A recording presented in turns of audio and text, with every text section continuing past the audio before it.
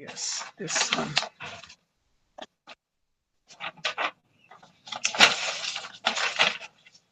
Yes नहीं किया था हमने, ये कंपैरिजन तक किया था।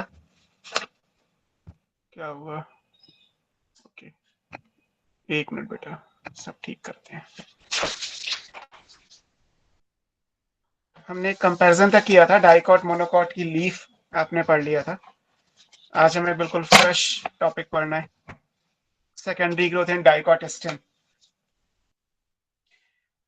पहले तो सेकेंडरी ग्रोथ होता क्या है और वो सारी चीजें भी देखनी है, उसके बाद हम चलेंगे कि सेकेंडरी ग्रोथ कैसे होती है और कहाँ होती है, फिर उसका मेन रिजल्ट क्या है सेकेंडरी ग्रोथ होने का। खैर जितना आपने स्टार्टिंग में पढ़ा था, दैट इज जब आपको मेरिस्टेमेटिक टिश्यू पढ़ाया था, तब ये बात हुई थी कि सेकेंडरी ग्रोथ लेटरल मेरिस्टेम की वजह से होगी। लेटरल वो है जो प्लांट के एक्सिस में साइड में प्रेजेंट था, उसको हमने लेटरल मेरिस्टेम बोला था। हालांकि लेटरल में एक कैम्बियम ऐसी भी आपने पढ़ी थी जो प्राइमरी ओरिजिन की थी, that is intrafascicular vascular cambium, या सिंपली फेसिकुलर वेस्कुलर कैम्बियम लिखा था। अगर ना याद हो तो आप पीछे पलट सकते हैं, और अगर एनसीईआरटी अपने साथ रखेंगे तो थोड़ा जल्दी हो जाएगा, क्योंकि जो डायग्राम है वो थोड़े कॉम्प्लेक्स टाइप के होते हैं, उनमें से हम कितने ड्रॉ कर सकते हैं राइट नाउ, वो भी एक इश्यू है। Yes, so we start with secondary growth.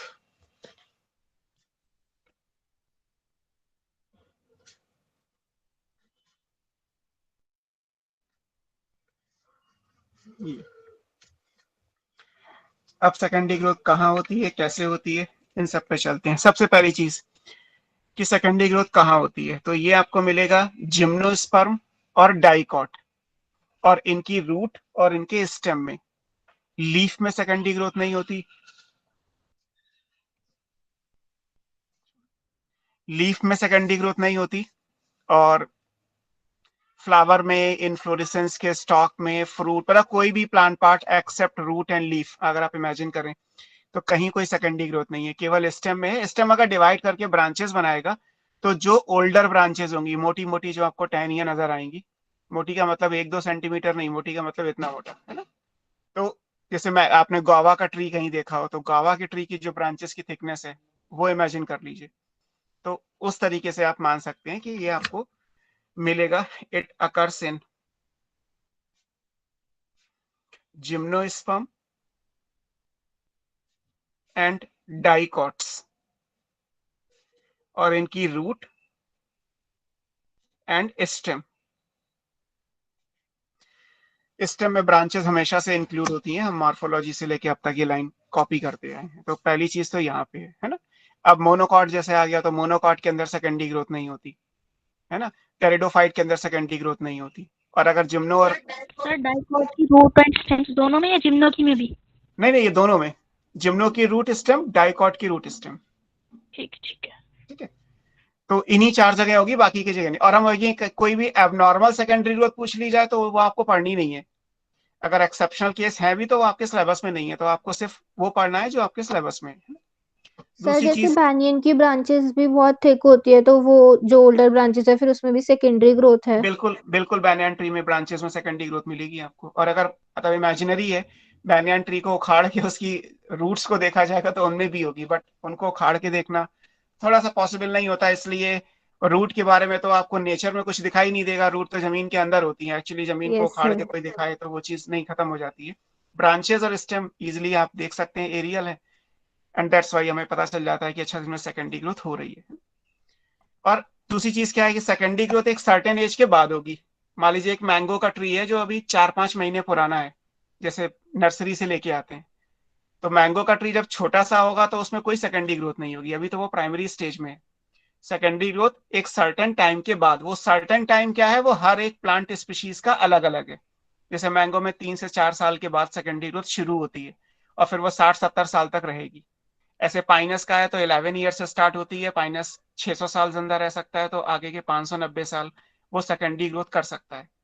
Her tree का सेकेंडरी ग्रोथ का टाइम अलग अलग आता है, तो हमें कोई वैसा टाइम लॉट नहीं पड़ना कि अब किस टाइम पे क्या है, लेकिन ये मान लेते हैं कि लेटर स्टेजेस है ना, बुक में लिखा है आने वाले कुछ टाइम के बाद, तो आने वाला टाइम हर प्लांट का अलग अलग है, जिम्नो का भी अलग, डाइकॉट का भी अलग। आपको मैंने स्टार्टिंग में समझाया था, तो ये भी बोला था कि जब प्राइमरी ग्रोथ होती है तो सेकेंडरी टिश्यू होने का तो कोई मतलब ही नहीं है, केवल प्राइमरी टिश्यूज नजर आएंगे, उनसे प्लांट की प्राइमरी ग्रोथ हो गई। लेकिन जब सेकेंडरी ग्रोथ होगी तो शुरुआत के 3-4 सालों में, ये भी एक रफ फिगर है, आप सिर्फ इमेजिनरी है, कि शुरू के जो टाइम पीरियड होगा 3-4 साल का, उसमें तो आपको प्राइमरी स्ट्रक्चर भी मिलेगा और सेकेंडरी भी मिलेगा, लेकिन धीरे धीरे सारा प्राइमरी स्ट्रक्चर खत्म हो जाएगा, उसकी जगह पे नया आ जाएगा, and that is purely of secondary in origin. Clear? जैसे मान लीजिए एक 100 साल का ट्री है, तो जब वो 10 साल का था तब तक तो मान लेता हूँ प्राइमरी ग्रोथ हुई, 11वें साल 12वें साल 13वें 14वें साल में प्राइमरी टिश्यूज भी है और सेकेंडरी टिश्यू बन गए, लेकिन 15 ईयर्स के बाद, 15 साल के बाद से लेके और 99 साल तक आप मान लीजिए कि प्राइमरी तो सब खत्म हो चुका होगा, केवल आपको रूट और स्टेम में सेकेंडरी टिश्यू नजर आएगा। प्राइमरी कहाँ मिलेगा 70 ईयर्स में? वो टिप पे मिलेगा जहाँ पे एपिकल मेरिस्टेम होता है, या नोड जहाँ से ब्रांचेस निकलेंगी वहां इंटरकैलरी मिल जाएगा, रूट की टिप पे मिल जाएगा, लेकिन जो मोटाई है वहां पे आपको प्राइमरी स्ट्रक्चर नहीं मिलेगा, वहां सिर्फ सेकेंडरी स्ट्रक्चर मिलेगा जो आप अभी पढ़ोगे। तो प्राइमरी वाली चीजें धीरे धीरे खत्म हो जाएंगी, यहाँ पे नए वर्ड्स आ जाएंगे, नई जगह वही है लेकिन वर्ड्स न्यू हो जाएंगे। ओके, कैसे होती है या क्यों होती है? Due to presence of lateral, इसको आपने सेकेंडरी भी लिखा था, मेरिस्टेम, बस इसमें वो एक एक्सेप्शन हमेशा आएगा, तो बार बार लिखूंगा तो टाइम बेकार जाएगा। आपको पता है कि एक मेरिस्टेम ऐसा था जो प्राइमरी था बट पोजीशन में लेटरल था, उसके अलावा जितनी भी कैम्बियम थी वो सारी लेटरल थी पोजीशन में और ओरिजिन में सेकेंडरी थी। तो due to presence of lateral और सेकेंडरी मेरिस्टेम, ठीक, इसका रिजल्ट क्या होगा? रिस्पॉन्सिबल फॉर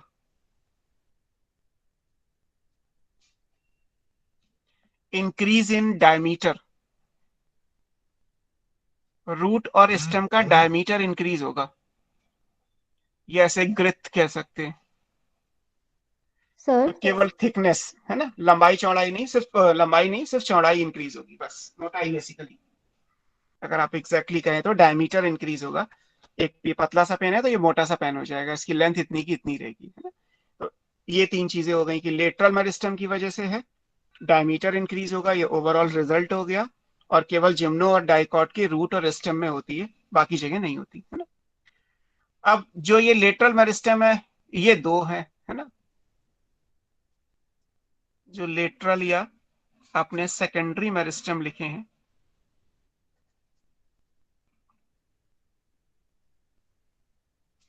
ये प्लांट में दो होते हैं। कौन कौन से हैं? एक कहलाता है vascular cambium,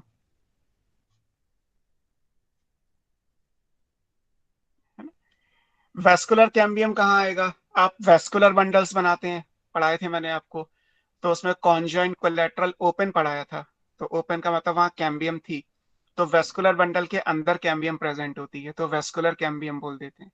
vascular bundle pericycle के अंदर ही आएंगे, पेरीसाइकिल से प्लांट की स्टील शुरू होती थी, तो वेस्कुलर कैम्बियम को इंट्रा मतलब विद इन स्टीलर कैम्बियम भी कहते हैं, क्योंकि ये कैम्बियम स्टील यानी पेरीसाइकिल के अंदर आएगी, इसीलिए वेस्कुलर कैम्बियम क्या कहलाती है?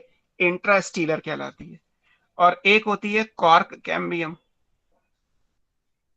ये बनती है हाइपोडर्मिस और कॉर्टेक्स के पास। हाइपोडर्मिस और कॉर्टेक्स पेरीसाइकिल से बाहर यानी स्टील से बाहर होते हैं, तो ये क्या कहलाएगा? Extra stealer cambium.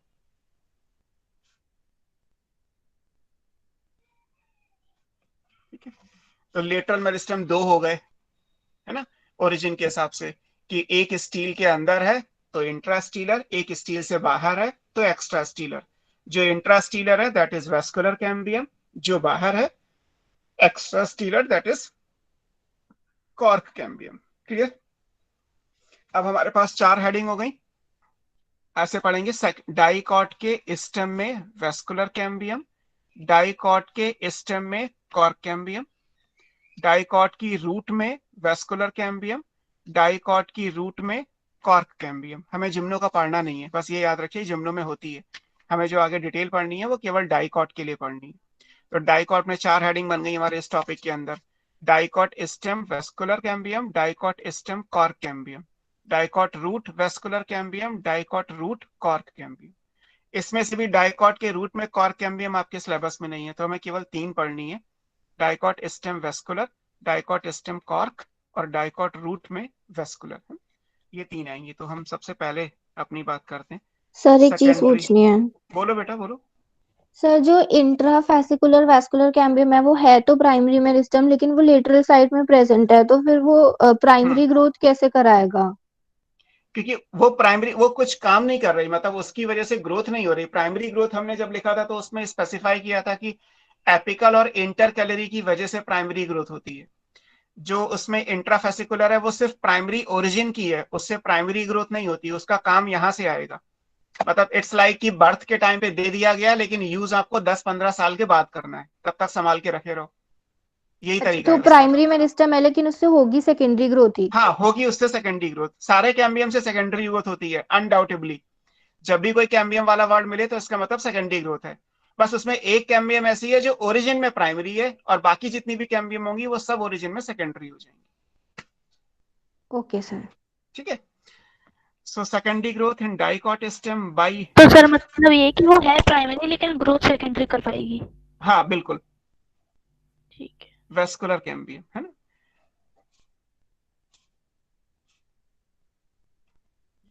So first example हमारा ये हो, मतलब डिटेल जो हमें पढ़नी है, डाइकॉट स्टेम में पढ़ रहे हैं बाई वेस्कुलर कैम्बियम। ठीक है, और फिर ऐसे दूसरा पढ़ेंगे डाइकॉट स्टेम में बाई कॉर्क कैम्बियम, और फिर रूट में देखेंगे, है ना। पहला ये, अब किसी भी चीज का डायमीटर इंक्रीज करने के लिए हमें क्या चाहिए, हमें थ्रू आउट इंक्रीज करनी है। लाइक जैसे ये एक पेन है जिसका ये डायमीटर है। अब इसमें करना क्या है, आप ऐसे मान लीजिए कि ये एक स्टेम है सॉइल की सरफेस पे, इसका डायमीटर अभी इतना है। अब ये चारों तरफ से ग्रो करेगा तो इसका डायमीटर इतना हो जाएगा। This is secondary growth. लेकिन ये तो क्योंकि 2D डायग्राम है, जब आप इसको 3D में देखोगे तो सर्किल नजर आएगा। लाइक अगर हम ये छोटा वाला सर्किल लें तो डायमीटर इतना था, अब क्या हुआ, ये डायमीटर ऐसे ग्रो करेगा तो ये डायमीटर बढ़ जाएगा पूरा। मेरा कहने का मतलब ये है कि जो भी ग्रोथ होगी वो पूरी रिंग में होगी। ये ऐसे नहीं हो सकता कि ये डायमीटर था छोटा वाला और बड़ा वाला आप ऐसे बना दें कि यहाँ पे कम ग्रोथ हो और यहाँ ज्यादा ग्रोथ हो जाए, ऐसा नहीं होता। Cambium must be circular. कोई भी कैम्बियम से ग्रोथ होगी तो वो सर्कुलर होना जरूरी है, सर्किल ही बनेगा। एक सर्किल के ऊपर आप सर्किल बनाते जाइए और डायमीटर बढ़ता चला जाएगा हर बार। यही होने वाला है, या अभी आप जब डिटेल पढ़ोगे तो ऐसे ही पढ़ोगे, तो यूनिफॉर्मिटी अपने आप आती जाएगी। जब भी है वो डायमीटर में ही इंक्रीज होगा। तो पहली चीज क्या है कि जो भी कैम्बियम होगा वो सर्कुलर होना चाहिए। तो पहले तो हम पढ़ेंगे कि कैम्बियम बनती कैसे है, और फिर देखेंगे कि कैम्बियम काम कैसे करती है। 2 हेडिंग आपकी बुक में है इस चीज को लेके, formation of cambium ring, and after that आएगा एक्टिविटी ऑफ कैम्बियम रिंग, कि कैम्बियम काम कैसे करती है और कैम्बियम बनती कैसे है। दोनों चीजें हमें पढ़नी है। तो सबसे पहले हेडिंग पढ़ते हैं फॉर्मेशन ऑफ वेस्कुलर कैम्बियम, है ना। इसमें भी फर्स्ट हमारे पास क्या है, फॉर्मेशन ऑफ कैम्बियम, या कैम्बियल बुक में लिखा है रिंग, क्योंकि हमें रिंग में ही बनानी है ना। ये हमेशा याद रखिए कि कोई भी कैम्बियम होगी then it must be circular. अभी हमारे पास वेस्कुलर कैम्बियम है, vascular cambium must be circular. तो एक सर्कुलर कैम्बियम आप कैसे बनाओगे, पहले हमारा कंसर्न ये है, उसके बाद हम आगे के डायग्राम पे चलेंगे कि क्या होता है ना। अब एनसीईआरटी में 4 डायग्राम बने हुए हैं, हालांकि थोड़े क्लियर नहीं है वो, बट फिर भी हमें काम तो उन्हीं से चलाना है। तो हम उन डायग्राम में भी इन चीजों को देख सकते हैं कि हमें कैसे क्या चीजें दिखाई देंगी। हालांकि मैं अपने आप भी ड्रॉ कर दे रहा हूँ, आपको समझ में उससे आ जाएगा। लेकिन फिर भी एक बार एनसीईआरटी के डायग्राम से जरूर देख लीजिएगा क्लास के बाद कि आपको उसमें क्या क्या देखना है ना। देखिए, अगर हम एक प्राइमरी स्ट्रक्चर बनाए, प्राइमरी स्ट्रक्चर कैसे बनेगा। प्राइमरी स्ट्रक्चर आप मान लीजिए एक प्राइमरी बना के देखते हैं पहले। ये देखिए, ये सारे डायग्राम आपके काम के होंगे, आपको समझने के लिए चाहिए, बाकी तो कोई ऐसा इशू नहीं है। हम डाइकॉट स्टेम बना रहे हैं, डाइकॉट स्टेम का डायग्राम आप एनसीईआरटी से देख सकते हैं। ये मान लीजिए पिथ है, डाइकॉट के स्टेम में पिथ बहुत बड़ी होती है, आपने पढ़ा था, है ना। वेस्कुलर बंडल रिंग में अरेंज होते हैं, तो ये वेस्कुलर बंडल हो गए।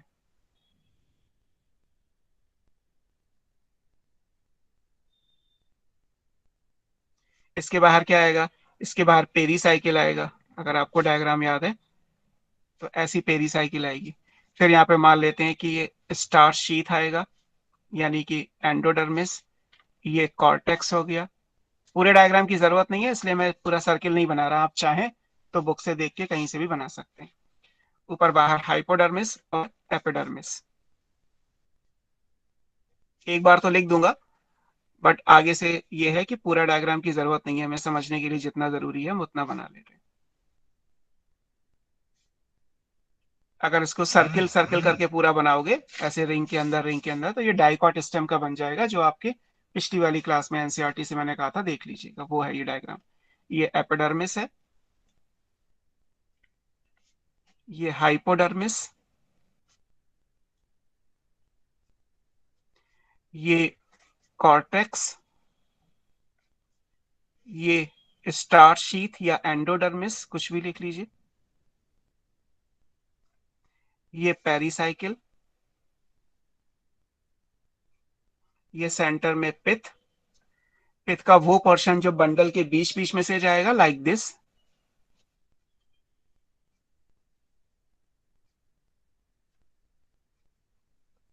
ये मेडुलरी रे,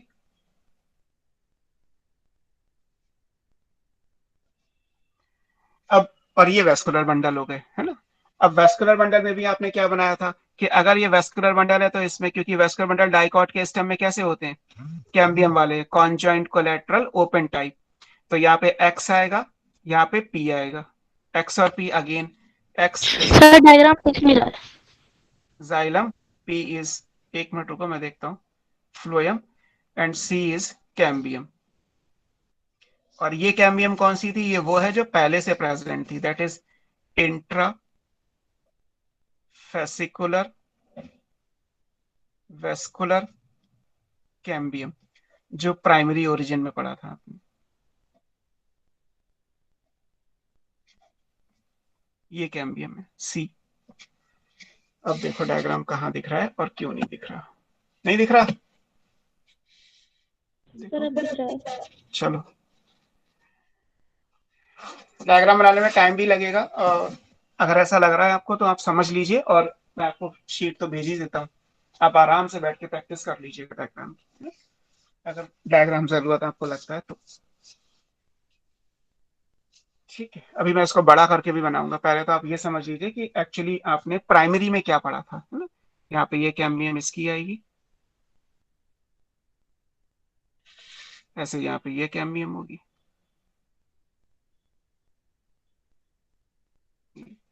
x P, X P C C, X P C क्या है ये लिखे हुए, ये हमने क्या बनाया, this is TS, transfer section of dicot stem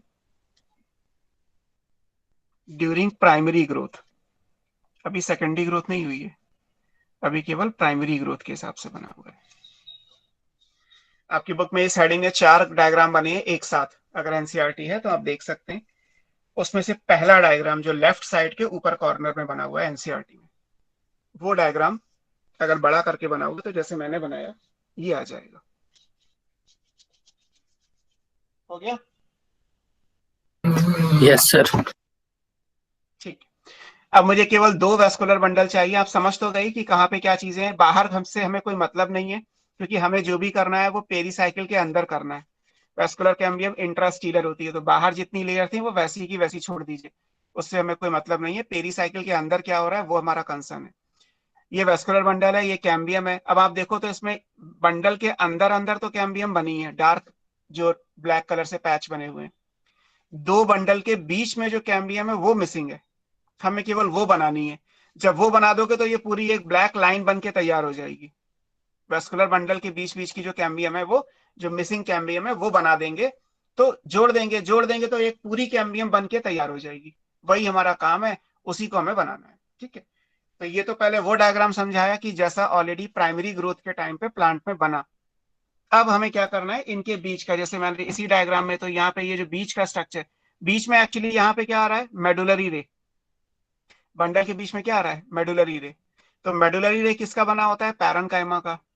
आपने पहले दिन की क्लास में पढ़ा था कि पैरेन्काइमा डी डिफरेंशिएट करके दोबारा से जब मेरिस्टेम बनाता है तो उसी को आप सेकेंडरी मेरिस्टेम कहते हैं, कि few of the parenchyma cells become de-differentiate to form secondary meristem, और वो लेटरल इन पोजीशन था इसलिए वो लेटरल मेरिस्टेम भी कहलाया था। तो वही यहाँ करने वाले हैं, मेडुलरी रे का वो पैरेन्काइमा जो इन कैम्बियम के सामने यानी यहाँ पे आएगा, वो जब डी डिफरेंशिएट कर जाएगा तो यहाँ भी ब्लैक लाइंस बनना शुरू हो जाएंगी, और जैसे ही बीच वाली ब्लैक लाइन अंदर वाली ब्लैक लाइन के साथ जुड़ेगी, एक पूरी कैम्बियम रिंग बन के तैयार हो जाएगी, जो हमारा हेडिंग है, फॉर्मेशन ऑफ कैम्बियम रिंग।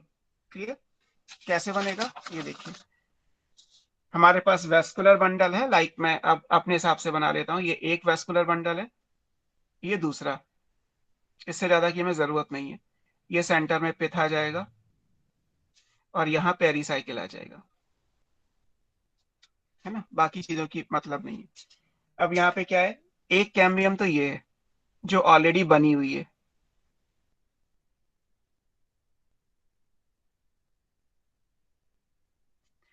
एक ये कैम्बियम है, ये सब तो पहले से ही होंगी क्योंकि बंडल के अंदर जो कैम्बियम है वो तो शुरू से प्रेजेंट है।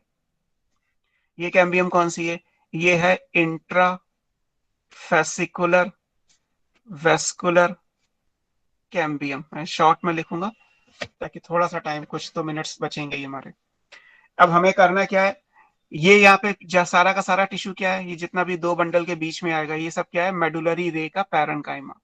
दिस इज मेडुलरी रे पैरेन्काइमा। तो हमें मेडुलरी रे पैरेन्काइमा वो, तो लाइन जैसी है ना वो पूरी जगह थोड़ी होगी मेडुलरी रे। ये यहाँ से लेके यहाँ तक सब पूरी मेडुलरी रे तो है। अच्छा, कलर नहीं कर रहा मैं, पेन चला नहीं रहा, चल जाएगा तो फिर आपको कुछ और दिखाई देने लगेगा। ये पूरा ही तो है,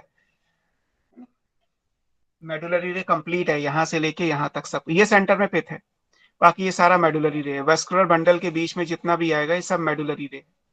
ये मेडुला है, ये मेडुलरी रे है, बात एक ही है। अब रे तो यहाँ भी है, रे यहाँ भी है, बट अगर हम यहाँ की सेल को यहाँ ले जाएंगे तो ये तो वी जैसा स्ट्रक्चर बन जाएगा, या यहाँ ले जाएंगे तो शायद ए जैसा बन जाए। हमें क्या करना है, हमें तो केवल वो चाहिए जो इसके बीच में यहाँ से बन जाए, सो दैट ये जुड़ जाए लाइक दिस। हमें केवल ये कैम्बियम बनानी है, बीच वाली। ये कौन सी है, ये है इंटरफेसिकुलर वेस्कुलर कैम्बियम। और ऐसे जब सबकी बन जाएगी तो ये पूरा एक सर्किल बन जाएगा, हमें सर्किल ही बनाना था। जब इंटर और इंट्रा को आप जोड़ दोगे तो एक कंप्लीट सर्कुलर वेस्कुलर कैम्बियम बन जाएगी, है ना, एक पूरी सर्कुलर कैम्बियम बन के तैयार हो जाएगी, तब जब इंटर और इंट्रा जुड़ जाएंगी, है? अब ये इंटरफेसिकुलर बनी कैसे है, वो आप यहाँ पे एक लाइन लिख सकते हैं। कैसे बनी है, बाई, यहाँ पे सेल्स कौन सी है, मेडुलरी रे पैरेन्काइमा, इनमें फिनोमिना क्या हुआ, डी डिफरेंशिएशन। हमने पहली क्लास में भी लिखा था ये, by D differentiation of medullary रे पैरेन्काइमा सेल्स। कहाँ की है, लाइन अपोजिट टू, ये कौन सी है, इंट्रा इंट्राफेसिकुलर वेस्कुलर कैम्बियम।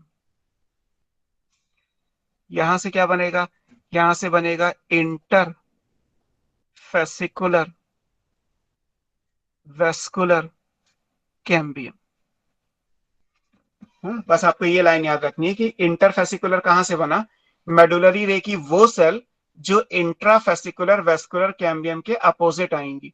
जब ये डी डिफरेंशिएट कर जाएंगी तो यहां से जो है वो एक कैम्बियम बन जाएगी जिसको इंटरफेसिकुलर बोला जाएगा। और जैसे ही ये इंटर इस इंट्रा से जुड़ेगी हर जगह से, तो एक पूरी सर्कुलर कैम्बियम रिंग बन के तैयार हो जाएगी।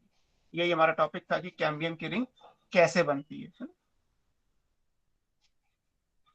ठीक, एक तो ये हो गया।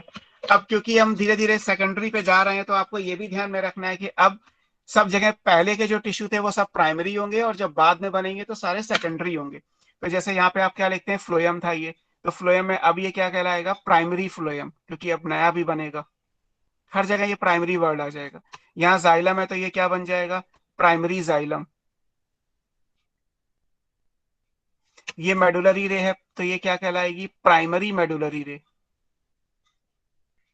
क्योंकि जब ये कैम्बियम बन जाएगी और जब ये डिवाइड करेगी तो यहाँ भी जाइलम बनेगा, यहाँ फ्लोएम बनेगा, यहाँ भी रे है, यहाँ भी रे है।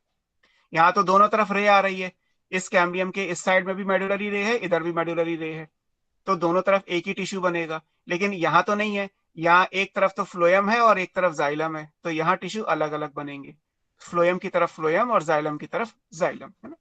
तो अभी हमारा पहला पार्ट पूरा हुआ, दैट इज कि एक vascular cambium, circular vascular cambium बनती कैसे है ना। अब आता है स्ट्रक्चर कैसा होता है कैम्बियम का। हालांकि स्ट्रक्चर एनसीईआरटी में नहीं है, बट फिर भी कि हम एक स्ट्रक्चर भी पढ़ेंगे, उसमें से भी एक क्वेश्चन आपको मिल जाएगा। Structure of vascular cambium.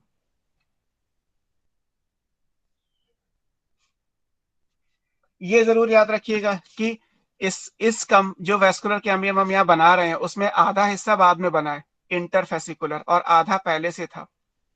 तो एक्चुअली इसको सेकेंडरी ना बोल के कई बार पार्शियली सेकेंडरी बोला जाता है। जब आपके बुक में अगर 4 ऑप्शन दिए हैं किसी क्वेश्चन में और उसमें लिखा है वेस्कुलर कैम्बियम डाइकॉट सिस्टम में कैसी होती है, primary in origin, secondary in origin, come partial secondary in origin, या नन ऑफ या ऑल ऑफ द अबव, कुछ भी दे रखा हो चौथा ऑप्शन, तो राइट आंसर क्या आएगा, पार्शियल सेकेंडरी। पार्शियली सेकेंडरी क्यों बोला गया, बिकॉज आधा पहले बन गया। यूज 15 साल के बाद ही होगा, जिस टाइम से भी सेकेंडरी ग्रोथ शुरू होगी यूज इसका तभी होगा, लेकिन ये बाई बर्थ दे दिया सर और ये बना है। बोलो। सर ये वाली लाइन एक और बार समझा दीजिए। इसमें जो ब्लैक से मैंने लिखा इंट्राफेसिकुलर, ये तो शुरू से ही प्रेजेंट था। जी तो सेकेंडरी यानी दोबारा आपने कौन सी कैम्बियम बनाई, केवल जो मिसिंग पार्ट है वही तो बनाया। तो इसका मतलब जब इंटरफेसिकुलर। एक पूरी कैम्बियम बन जाएगी तो इसमें आधी पहले से बनी थी, आधी बाद में बनाई। तो यस। सेकेंडरी की जगह इसे शायद पार्शियली सेकेंडरी बोलना चाहिए। यही मैंने बोला और यही आंसर भी है कि वेस्कुलर कैम्बियम कैसी होती है, मैं लिख दे रहा हूं, this is partially secondary in origin. अगर पार्शियली सेकेंडरी वर्ड नहीं है तो सेकेंडरी ग्रोथ हो रही है तो सेकेंडरी ओरिजिन लिख सकते हो, है ना। इन डाइकॉट स्टेम, हालांकि हमारी हेडिंग भी यही है कि हम डाइकॉट के स्टेम की ही बात कर रहे हैं, है ना। हो सकता है किसी और जगह कुछ और हो, डाइकॉट स्टेम में ये पार्शियली सेकेंडरी ओरिजिन की ही रहेगी। जब एक सर हाँ बोलो। Sir secondary in origin option में हो और नॉन ऑफ दीज भी ऑप्शन में हो तो सर ये तो पार्शियली सेकेंडरी है, तो हम हाँ तो सेकेंडरी लगाओगे फिर तो कोई बात ही नहीं है। Sir none of important these ये है होना कि चाहिए ना। नहीं नन ऑफ दीज नहीं होता, क्योंकि एक्चुअली तो पार्शियली सेकेंडरी क्यों आंसर आ रहा है, बिकॉज जब आप हायर क्लासेस के हिसाब से पढ़ते हो तो आता है। आपके लेवल पे आपकी बुक में सेकेंडरी दे रखा है तो सेकेंडरी हो जाएगा, लेकिन अगर ऑप्शन एक क्वेश्चन मिलेगा आपको, वो ऑलरेडी एग्जाम पे ही क्वेश्चन है, उसमें आंसर पार्शियली सेकेंडरी दे रखा है तो राइट आंसर वो हो जाएगा, है ना। Yes sir. है ना। आप लोग लाइव क्लासेस वगैरह का देखते हो कैल्विन में क्या चल रहा है।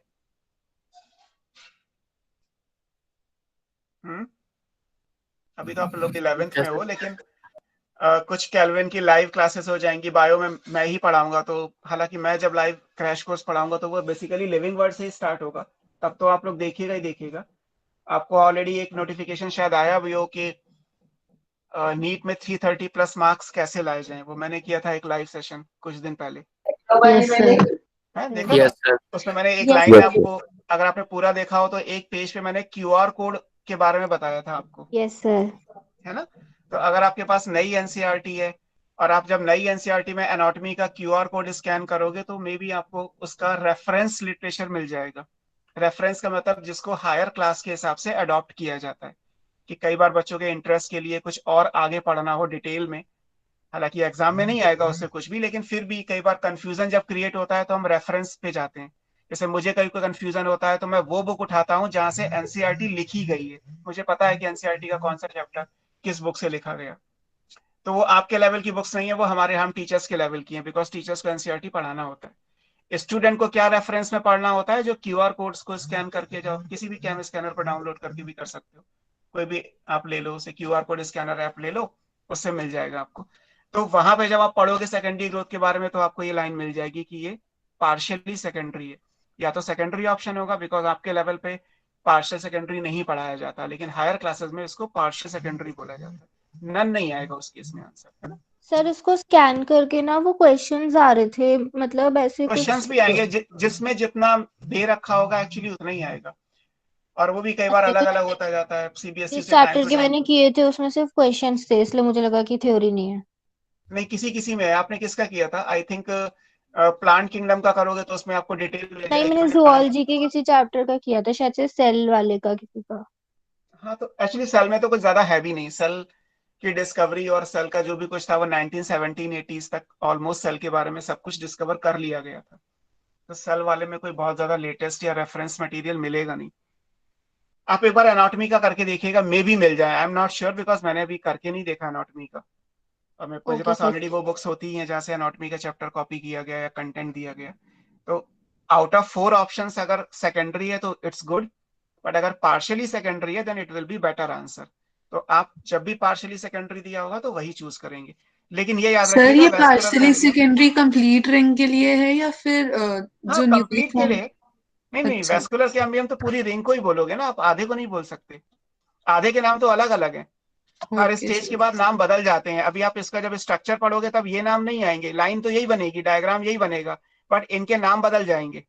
तो जब तक ये कैम्बियम की रिंग नहीं थी तब तक तो इनके नाम इंटरफेसिकुलर और इंट्राफेसिकुलर थे। अब जब ये कैम्बियम बन जाएगी, जब ये पूरी रिंग बन जाएगी, तो एक्चुअली ये सारी सेल्स एक जैसी हो जाती हैं, जो बाई बर्थ बनी थी वो, और जो फॉर एग्जाम्पल 15 ईयर्स के बाद बनी वो।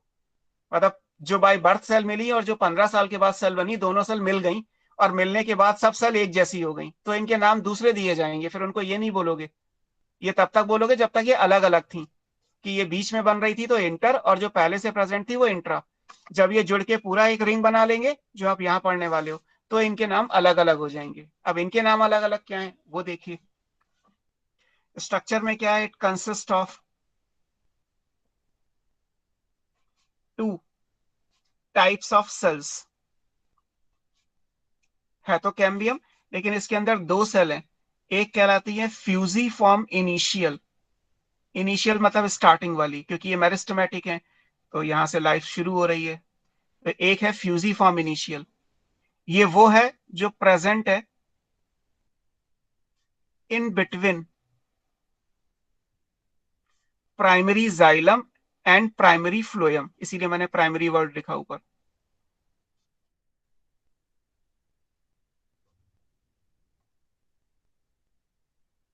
मतलब जो अभी तक, जिसको आप बोल रहे थे इंट्राफेसिकुलर कैम्बियम, ये जब ये पूरी रिंग बन जाएगी तो इसका नाम बदल जाएगा। अब इसको क्या बोलोगे? Fusiform initial. फ्यूजीफॉर्म का मतलब होता है इंटरमीडिएट, और इनिशियल शुरुआत की सेल, जिनसे आगे जाके कुछ बनने वाला है ना। लेटर ऑन ये क्या बनाएगा? Later on it forms secondary xylem and secondary phloem. आगे जाके इससे सेकेंडरी जाइलम सेकेंडरी फ्लोएम, नया जाइलम नया फ्लोएम बनेगा। तो आप ये नहीं बोलेंगे कि सर इंट्राफेसिकुलर कैम्बियम को क्या हम फ्यूजीफॉर्म इनिशियल बोल दें, तो नहीं बोल सकते, बिकॉज इंट्राफेसिकुलर कैम्बियम तो 0 ईयर में भी थी, 1 ईयर में भी थी, 10 ईयर में भी थी, 3rd ईयर में भी थी।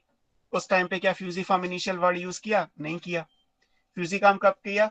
जब 15 साल के बाद एक पूरी कैम्बियम की रिंग बन गई, तब हमने उसी उन्हीं सेल्स को, जो अभी तक कुछ डिवाइड नहीं कर रही थी, 15 साल तक डॉर्मेंट पीरियड में थी, अब वो डिवाइड करना शुरू करेंगी, तो अब उनका नाम बदल के क्या हो जाएगा? फ्यूजी फॉर्म इनिशियल हो जाएगा। और जो बनी ही आफ्टर 15 ईयर्स है दैट इज इंटरफेसिकुलर कैम्बियम। इनका नाम क्या हो जाएगा? इन्हें बोलेंगे रे इनिशियल, क्योंकि ये मेडुलरी रे आगे जाके बनाएंगी, है ना। ये कहां प्रेजेंट है? इन बिटवीन वेस्कुलर बंडल है।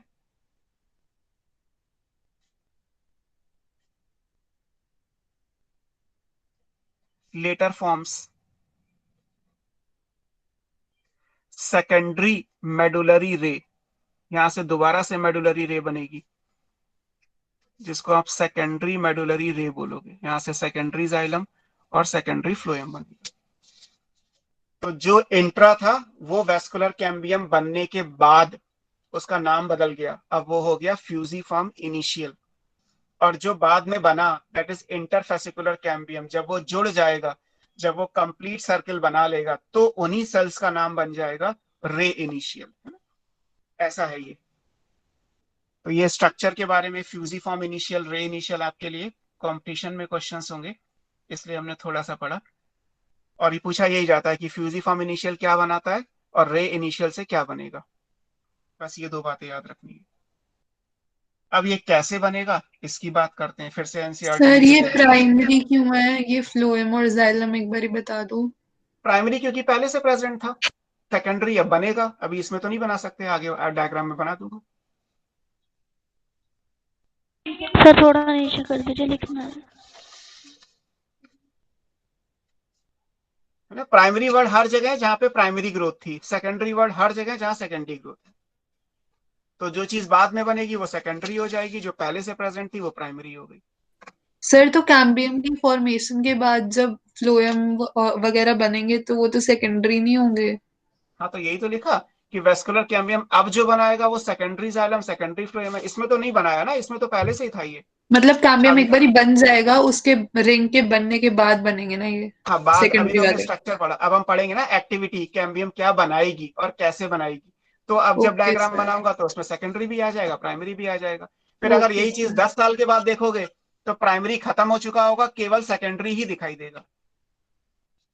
जैसे just clear 11th sir. Year है कि कैम्बियम जस्ट अभी बनी, तो आपको दोनों दिखाई देंगे, प्राइमरी भी और सेकेंडरी भी। फिर धीरे धीरे प्राइमरी खत्म हो जाएगा, उसकी जगह केवल सेकेंडरी रह जाएगा। सर एक बार ये नीचे से एक बार पेन से पॉइंट आउट करके बता दीजिए किधर रहेगा। क्या चीज? सर ये इनिशियल एक बार डायग्राम पे पॉइंट आउट करके बता दीजिए पेन से। यही तो है ये। बस ये यहाँ पे नाम बदलेगा, एक्चुअली सेल्स तो शायद यही रहेंगी, लेकिन जो अभी तक इंटरफेसिकुलर था वो बन जाएगा रे इनिशियल, जो इंट्राफेसिकुलर था वो बन जाएगा फ्यूजिफॉर्म इनिशियल। क्योंकि यहाँ पे बननी है मेडुलरी रे, पहले से प्रेजेंट थी तो प्राइमरी, अब जब नए डायग्राम में बनेगी तो सेकेंडरी। और यहाँ पे पहले से प्रेजेंट थे तो प्राइमरी फ्लोएम बाहर, प्राइमरी जाइलम अंदर। अब जब नए बनेंगे तो सेकेंडरी फ्लोएम बाहर और सेकेंडरी जाइलम अंदर। ठीक। तो ये बन गया फ्यूजिफॉर्म और ये बन गया रे इनिशियल, इसलिए क्योंकि यहां से नई ग्रोथ स्टार्ट हो रही है। 15 साल के बाद अगर प्लांट दोबारा से ग्रो कर रहा है तो ये 15 साल उसके लिए जीरो हो गए, क्योंकि सेकेंडरी ग्रोथ के हिसाब से तो अब ये जीरो स्टार्ट होगा। तो इसलिए इनिशियल वर्ड दे दिया गया कि स्टार्टिंग की सेल्स हैं, अब जब ये डिवाइड करेंगी तो नए नए टिश्यू बनते चले जाएंगे। ठीक है। अब देखते हैं स्ट्रक्चर के ये एक्टिविटी पे कि कैम्बियम कैसे काम सर एक बार करेगा। पीछे कर दीजिए। क्या? सर एक बार पीछे कर दीजिए बस 1 सेकंड के लिए। ये देखिए।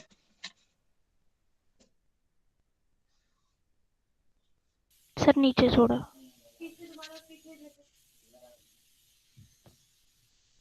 हो गया सर। थर्ड देखिए, एक्टिविटी ऑफ कैम्बियम रिंग। अब ये काम कैसे करती है ये देखना है हमें। वेस्कुलर कैम्बियम की रिंग जब डिवाइड करेगी तो कैसे काम करेगी, उस चीज पे चलते हैं। अब सबसे पहले क्या है, जैसे ये समझ लीजिए, अब मैं सीधा सीधा बना दे रहा हूँ, बंडल और के स्ट्रक्चर तो आपके दिमाग में बस गए। मान लीजिए ये एक वेस्कुलर कैम्बियम है, एक ही है ये। ठीक है, सीधी सीधी लाइन बना दे रहा हूं। ये सेल्स हैं। अब हमें क्या करना है, बाहर फ्लोएम बनाना है, अंदर जाइलम बनाना है। अगर ये बंडल में आ रही है तो बंडल के हिसाब से मान लीजिए, अगर ये बीच में आ रही है तो रे इनिशियल, कुछ भी मान लीजिए। ये वेस्कुलर कैम्बियम है, ठीक है। अब ये डिवाइड करेगी, जब डिवाइड करेगी तो डिवाइड कैसे करेगी, इस तरीके से। मान लीजिए ये डिवीजन हो गया, ये जो रेड लाइन है ये प्लेन ऑफ डिवीजन है, कि सेल को ऐसे ही डिवाइड करना है। जब इस तरीके से आप डिवाइड डिवाइड करोगे तो क्या होगा, दो लेयर बन जाएंगी। एक बाहर की लेयर हो गई डिवीजन के बाद, है ना, क्योंकि बार बार फिगर तो नहीं बन सकता। अब एक अंदर हो गई। अब ये दो सेल, मतलब जैसे माइटोसिस, आपने सेल डिवीजन पढ़ लिया होगा, तो माइटोसिस अगर पढ़ लिया है तो माइटोसिस में एक से दो सेल बनती हैं। तो मान लीजिए इस एक सेल से दो सेल बन गई, इस एक से दो, सबसे एक दो तीन चार पाँच छह सात आठ नौ सेल बनी है, तो नौ सेल से 18 सेल बन गई। एक लेयर से दो लेयर बन गई और एक लेयर में नौ सेल है ना। यहाँ पे हुआ क्या, नंबर ऑफ लेयर तो इंक्रीज हो गई एक से दो, बट एक लेयर में number of cell that is 9, वो अभी का वही है ना। तो इसको हम, ये प्लेन ऑफ डिवीजन ऐसे ही करना है हमें, है ना। अब क्या होगा, कैम्बियम फिर हाँ से क्या चीज, सर ये एक्टिविटी ऑफ कैम्बियम रिंग फिर से बता। एक्टिविटी अब तो बता रहा हूँ कि जब कैम्बियम एक्टिव हो जाएगी तो नई सेल बनेगी। अब नई सेल कैसे बनाओगे आप, तो मान लीजिए मैंने सीधी सीधी एक कैम्बियम ब्लू लाइन से बना दी, एक लेयर बनाई है जिसमें मैंने 9 सेल्स बनाई थी। ये लीजिए, आप चाहो तो काउंट कर लो पहले, 9 सेल, एक दो तीन चार पाँच छह सात आठ नौ 10, ये लीजिए, ठीक है। अब मेरा पर्पस ये है कि मुझे लेयर बढ़ानी है, सेल नहीं। कैसे बनाओगे, यही है तरीका। अगर आप ऐसे डिवाइड करोगे तो क्या होगा, दो लेयर बन गई, लेकिन एक लेयर में नंबर ऑफ सेल तो 10 का 10 ही रहा ना। हाँ ना, कुछ तो बोलोगे। Yes sir. तो ये प्लेन ऑफ डिवीजन है, इसको हम बोलते हैं पेरिक्लाइनल डिवीजन। पेरिक्लाइनल डिवीजन का मतलब क्या होता है, number of layer increases but number of cells in a layer constant। जैसा आपको यहां दिख रहा है, एक लेयर से दो लेयर बन गई, दो से चार बन जाएंगी, चार से आठ बन जाएंगी, आठ से 16 बन जाएंगी, लेकिन हर सेल के हर लेयर के अंदर नंबर ऑफ सेल्स 10 का 10 रहेगा।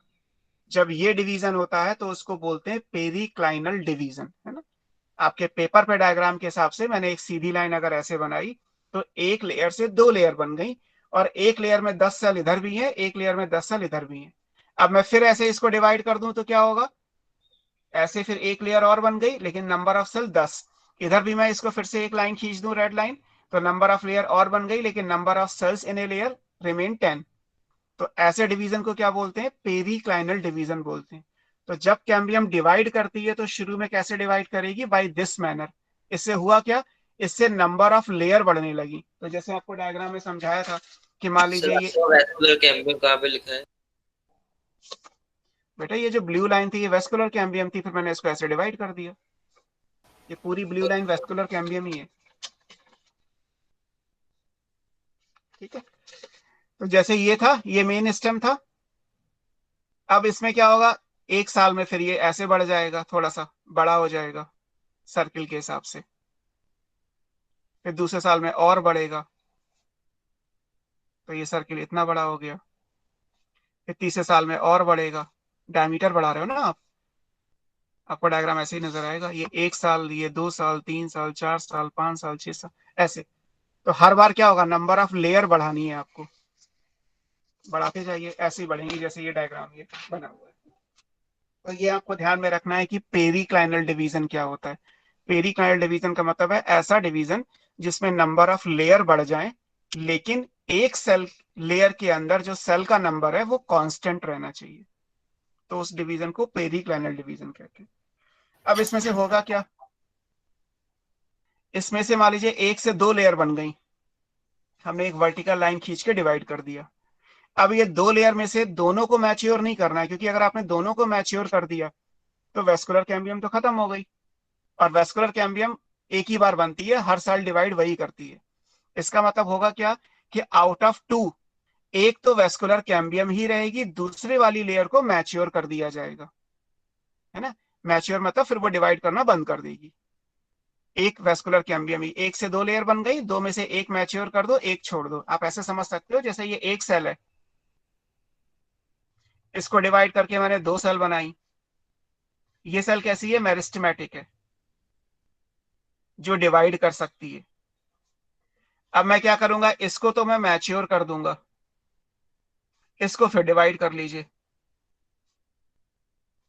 मैं इसको मैच्योर कर देता हूं, ये डिवाइड नहीं करेगी, केवल ये डिवाइड करेगी। फिर मैं इसको मैच्योर कर देता हूं, केवल ये डिवाइड करेगी। फिर मैं इसको मैच्योर कर देता हूं, ये फिर डिवाइड कर जाएगी, एंड सो ऑन, चलता रहेगा। सर हाँ बोलो। आपने इतनी लंबी चेन क्यों बनाई? ये तो 2 सेल्स के बाद जब एक मैच्योर हो गया और एक दूसरा वही रह गया, तो दूसरा वहां तो वही चेन रहेगा। खत्म होनी चाहिए। तो अरे तो ये तो डिवाइड करेगी ना, मेरिस्टम तो डिवाइड ही करता है। मेरिस्टम का काम क्या था, कॉन्स्टेंटली डिवाइड करना। डिवीजन। तो बस डिवीजन कर रहे। अब ये मेरिस्टम है, ये फिर ये मैच्योर हो गई तो ये मेरिस्टम छूट गया। यहाँ से ये मैच्योर हो गई तो ये मेरिस्टम है। यहाँ से ये मैच्योर हो गया तो ये मेरिस्टम है, एंड सो ऑन। एक बार बाहर मैच्योर हुआ, एक बार अंदर मैच्योर हुआ, एक बार बाहर मैच्योर हुआ, एक बार अंदर मैच्योर हुआ, ऐसे चलेगा। अब जैसे ये एक सेल है, वैसे ये 10 सेल मान लो। एक बार अंदर मैच्योर करना है, एक बार बाहर मैच्योर करना है, एक बार अंदर करना है, एक बार अंदर बाहर अलग अलग क्यों आएगा, क्योंकि डायग्राम के हिसाब से बाहर है फ्लोएम और अंदर है जाइलम। तो एक बार फ्लोएम बनेगा, फिर एक बार जाइलम बनेगा, फिर एक बार फ्लोएम बनेगा, फिर एक बार जाइलम बनेगा। ये यहीं की यहीं रहेगी हर बार। ये जब 1 से 2 लेयर बनाओगे, तो अगर बाहर वाली को आपने मैच्योर कर दिया तो बन गया फ्लोएम, ये छोड़ दो। दूसरे साल में क्या होगा, दूसरी बार क्या होगा, ये जब डिवाइड करके 2 लेयर बनाएगी तो अब अंदर वाले को मैच्योर कर दो तो जाइलम, ये फिर वैसी की वैसी। फिर अगली बार क्या होगा, एक और लेयर बनेगी तो यहाँ फ्लोएम बन जाएगा, ये छूट जाएगा। फिर अगली बार क्या होगा, एक और लेयर बनेगी, यहाँ जाइलम बन जाएगा, फिर ये छूट जाएगा। ये ऐसी की ऐसी रहेगी। अगर एक ट्री 600 साल का है तो 600 साल में ये एक ही रहेगी। बट हर साल क्या होगा, phloem xylem phloem xylem phloem xylem, या मर्जी है, xylem phloem xylem phloem xylem phloem, मतलब ऑल्टरनेट आएगा, ये फिक्स है। पहले क्या आएगा वो कभी फिक्स नहीं होता, वो हर प्लांट का अलग अलग होता है। तो एक बार फ्लोएम, एक बार जाइलम, एक बार फ्लोएम, एक बार जाइलम, एक बार फ्लोएम, एक बार जाइलम, ऐसे बनता चला जाएगा। यहाँ पे अगर बात करोगे तो यहाँ तो पहले भी मेडुलरी रे था और यहाँ भी मेडुलरी रे है, तो अगर ये होगा भी तो कोई फर्क तो पड़ेगा नहीं। तो ये तो मेडुलरी रे ही कहलाएगी ना, इधर भी पैरेन्काइमा है, इधर भी पैरेन्काइमा है। लेकिन यहाँ के स्ट्रक्चर तो अलग है ना। फ्लोएम के अंदर 3 लिविंग कंपोनेंट थे, एक डेड था। जाइलम में 3 डेड कंपोनेंट होते हैं, एक लिविंग होता है। तो जाइलम फ्लोएम का स्ट्रक्चर अलग अलग दिखाई देगा, लेकिन यहाँ पे अलग अलग नहीं दिखाई देगा। बनेगी तो ऑल्टरनेट, लेकिन यहाँ भी वही बनेगा जो यहाँ बनेगा, बिकॉज ये भी मेडुलरी रे है और ये भी मेडुलरी रे है। ये भी पैरेन्काइमा है, ये भी पैरेन्काइमा है, लेकिन यहाँ नहीं है। यहाँ फ्लोएम बनेगा, यहाँ जाइलम बनेगा। तो जब बार बार ये कट होगा तो इसी तरीके से number of xylem and number of phloem बनते चले जाएंगे। यही इसकी एक्टिविटी है। सर जब लेयर्स बनते रहेंगी तो फिर उससे क्या थिकनेस बढ़ेगी प्लांट की? और क्या, तो थिकनेस लेयर से तो बढ़ती है। आप अपने ऊपर कपड़े के ऊपर कपड़े के ऊपर कपड़े पहनते चले जाइए, आप मोटे हो जाओगे। अनियन यस को सर। देख लीजिए काट के, अनियन को ट्रांसफर सेक्शन में काटो तो अनियन में अनियन की मोटाई का मतलब क्या है, जितनी उसमें फ्लैशी लीफ आएंगी रिंग में उतना मोटा अनियन होगा। और सीधा सा कॉन्सेप्ट है ये तो। इसीलिए तो हमने सर्किल बनाया। एक सर्किल कैम्बियम क्यों बनाया गया, कैम्बियम को सर्कुलर क्यों बनाया गया, क्योंकि हमें डायमीटर यूनिफॉर्मिटी के साथ बढ़ाना है। हमें चारों तरफ से बराबर उसे मोटाई देनी है। कभी देखा है कि इस ओवल शेप का कोई स्टेम हो, अगर मैंगो का या गुआवा का या यूकेलिप्टस का होगा तो नियरली स्फेरिकल ही होगा, गोलाई में ही बढ़ेगा उसकी मोटाई। ऐसा तो ना किसी भी जगह कुछ और मोटा हो जाए, किसी जगह कुछ और मोटा हो जाए, वो नहीं होता, ओके सर। है ना। तो ये है। तो पहला पॉइंट क्या आएगा इसमें, जो मैंने ये समझाया आपको, यही फर्स्ट पॉइंट है कि जब कैम्बियम डिवाइड करेगी, when cambium becomes active,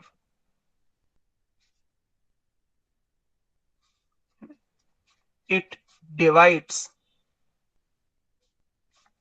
and cut off new tissues। और ये न्यू टिश्यूज कौन से हैं, अगर आउटर साइड है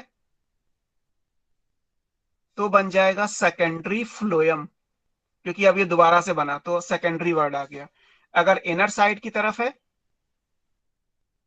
तो बन गया सेकेंडरी जाइलम, क्योंकि अब ये दोबारा से बना है ना। जो आप कह रहे थे कि प्राइमरी क्यों लिखा, तो अब हम सेकेंडरी लिखेंगे। हम आगे एक डायग्राम बना देंगे, तो उसमें अंदर बनेगा तो जाइलम, बाहर बनेगा तो फ्लोएम। हर बार ये नए नए टिश्यू बनाती जाएगी, xylem phloem xylem phloem xylem phloem, alternate बनता जाएगा, है ना। ऑल्टरनेट बनेगा, ये फिक्स है, ठीक है। ये पहला पॉइंट हो गया। दूसरा पॉइंट क्या है, जब ये डिवीजन होगा, मैंने तो यहाँ पे सेल्स बराबर बराबर बना दी। होता क्या है, कैम्बियम में जब ये डिवीजन होता है तो ये लाइन बीच में नहीं बनेगी रेड वाली, एक तरफ ज्यादा मोटी सेल बनेगी, एक तरफ थोड़ी पतली बनेगी। फिक्स है ये कि जब डिवीजन होगा तो डिवीजन अनइक्वल होगा, डिवीजन इज अनइक्वल। अनइक्वल में इंपॉर्टेंट क्या है कि जब सेकेंडरी जाइलम बनेगा तो ये मोर बनेगा इन अमाउंट। अमाउंट का मतलब सर बायोमास। अनइक्वल क्यों होगा? मर्जी है, 1 से 2 सेल बनानी है, मैं साइटोकाइनेसिस बराबर नहीं कर रहा। उसमें कोई रूल थोड़ा है कि साइटोप्लाज्म का डिवीजन बराबर हो। न्यूक्लियस का बराबर होना जरूरी होता है माइटोसिस में, क्रोमोसोम नंबर सेम रखने होते हैं, साइटोप्लाज्म का कंटेंट बराबर होगा, ऐसा कहीं नहीं पढ़ाया जाता। हो भी सकता है, नहीं भी हो सकता है, ओके। ठीक है। तो यहाँ पे भी यही है कि डिवीजन अनइक्वल होगा, तो जो सेकेंडरी जाइलम वाली सेल बनेगी जो अंदर बनती है इधर की तरफ, वो तो मोटी मोटी बनेगी, बड़ी बड़ी, और फ्लोएम वाली जो बनेगी वो छोटी छोटी पतली बनेगी। सेल बराबर बनेंगी, 4 अगर यहाँ बनी है तो 4 ही यहाँ बनेंगी, लेकिन यहाँ वाली 4 सेल की मोटाई ज्यादा होगी, यहाँ वाली 4 सेल की मोटाई कम हो जाएगी। तो ये तो फिर डिवीजन तो शेप अनइक्वल वो हुआ। नहीं रहेगी ना, जो आप कह रहे थे कि बिल्कुल सर्कुलर रहेगी। सर्किल तो हमेशा ही रहेगा बेटा, सर्किल थोड़ा चेंज तो करोगे। फिर उसकी शेप पे तो फर्क आएगा ही। क्यों फर्क आएगा, क्यों फर्क आएगा? अगर ये जाइलम ये बड़ा बंडल हो गया, पहले छोटा था लाइक दिस, अब ये सेकेंडरी ग्रोथ के बाद ये बड़ा हो गया, ठीक। ये वेस्कुलर कैम्बियम हो गई। अब ये 1 साल का, ये दूसरे साल का, ये तीसरे साल का, ये चौथे साल का। 4 3 2 1। फ्लोएम बनाओगे तो पतला पतला, 4 3 2 1। ये छूट गया पुराना वाला प्राइमरी, और ये यहाँ छूट गया पुराना वाला प्राइमरी। ये हो गया सेकेंडरी जाइलम, और ये हो गया सेकेंडरी फ्लोएम। अब अगर आप इसका मास निकालोगे तो ये ज्यादा बना, और ये मास में निकालोगे तो ये कम बना। बस ये तो समझाया आपको। ये लीजिए, क्या दिक्कत है? सर्किल ही तो बनाओगे, 1 2 3 4 और बना लीजिए, मर्जी है आपकी। ऐसे तो बनना है। एनसीईआरटी का डायग्राम देखो, उसमें समझ में आ जाएगा, नहीं तो मैं अपने हिसाब से तो बना ही दूंगा अभी। तो दूसरा पॉइंट इंपॉर्टेंट क्या है? दूसरा पॉइंट इंपॉर्टेंट ये है कि जब डिवीजन होगा तो अनइक्वल होगा, नंबर में बराबर रहेगा, वो that is not the issue, because ये तो फिक्स है कि एक बार अंदर एक बार बाहर, तो नंबर बराबर होगा। 4 साल हुए हैं तो 4 कैम्बियम बनेंगी, 4 साल है तो 4 जाइलम बनेंगे, 4 फ्लोएम बनेंगे, कैम्बियम तो एक ही रहती है। अब जब 4 जाइलम बनेंगे तो 4 जाइलम की थिकनेस आपको जो है वो ज्यादा मिलेगी, मोर, और जब फ्लोएम को देखोगे तो फिर जो है वो उनकी थिकनेस कम मिलेगी। ये इंपॉर्टेंट हो गया, है ना। इसको कैसे बनाते सर हैं? वो जरूरत के हिसाब से बना लेते हैं क्या, मतलब ज्यादा कम? नहीं नहीं, वो हमेशा फिक्स है, ऑलवेज, बिकॉज जाइलम का काम ज्यादा है ना। आप ऐसा मान सकते हो कि जाइलम ज्यादा इन्वॉल्व है चीजों में, फ्लोएम का काम तो केवल फूड कंडक्शन होता है, जाइलम का काम water, nutrients, plant hormone and different type के अदर कंपाउंड सब जाइलम के थ्रू ही जाते हैं। अगर स्टोरेज भी करना होता है तो जाइलम में ही होता है, फ्लोएम में नहीं होता, वेस्ट मटेरियल का। तो इसलिए जाइलम का अमाउंट नेचर ने ज्यादा दिया बायोमास के हिसाब से, और फ्लोएम का अमाउंट कम दिया गया। सर एक बार पीछे की लास्ट लाइन दिखा दीजिए। ये लीजिए, सर ये अमाउंट के बाद क्या लिखा है? बायोमास। अमाउंट का मतलब आपको बायोमास में लेना है। आप सेल तो काउंट नहीं कर सकते ना, माइक्रोस्कोप से सेल कैसे दिखाई देंगी आप? आपको वेट करना पड़ेगा कि 4 साल के बाद जाइलम कितना बना और फ्लोएम कितना बना। तो जब आप उसे वजन सर के हिसाब नीचे से कर गिनोगे लीजिए। तो जाइलम ज्यादा बनेगा, ठीक है। बना यस लीजिए, सर। इसे भी बना के दिखा देता हूँ आपको, जो अभी मैंने बना के दिखाया कि एक बंडल तो ये छोटा सा था, छोटा सा बंडल ये बना हुआ है। आप इसी फिगर को रेफरेंस में ले लीजिए कि ये तो ऑलरेडी है। अब क्या होगा, जब सेकेंडरी ग्रोथ होगी तो ये बंडल पतला होता जाएगा, क्योंकि आपको जाइलम ज्यादा बनाना है ना, फ्लोएम बनाना है, तो ये पतला लंबाई में हो जाएंगे। जो अभी तक आपने पेरीसाइकिल यहाँ बनाई वो यहाँ खिसक जाएगी, तभी तो डायमीटर बढ़ेगा। तो ये लेयर बढ़ेंगी तो क्या होगा, ये चीज खिसक के इधर पहुंच जाएगी, है ना। ऐसा कुछ बनेगा डायग्राम, ये जैसे ये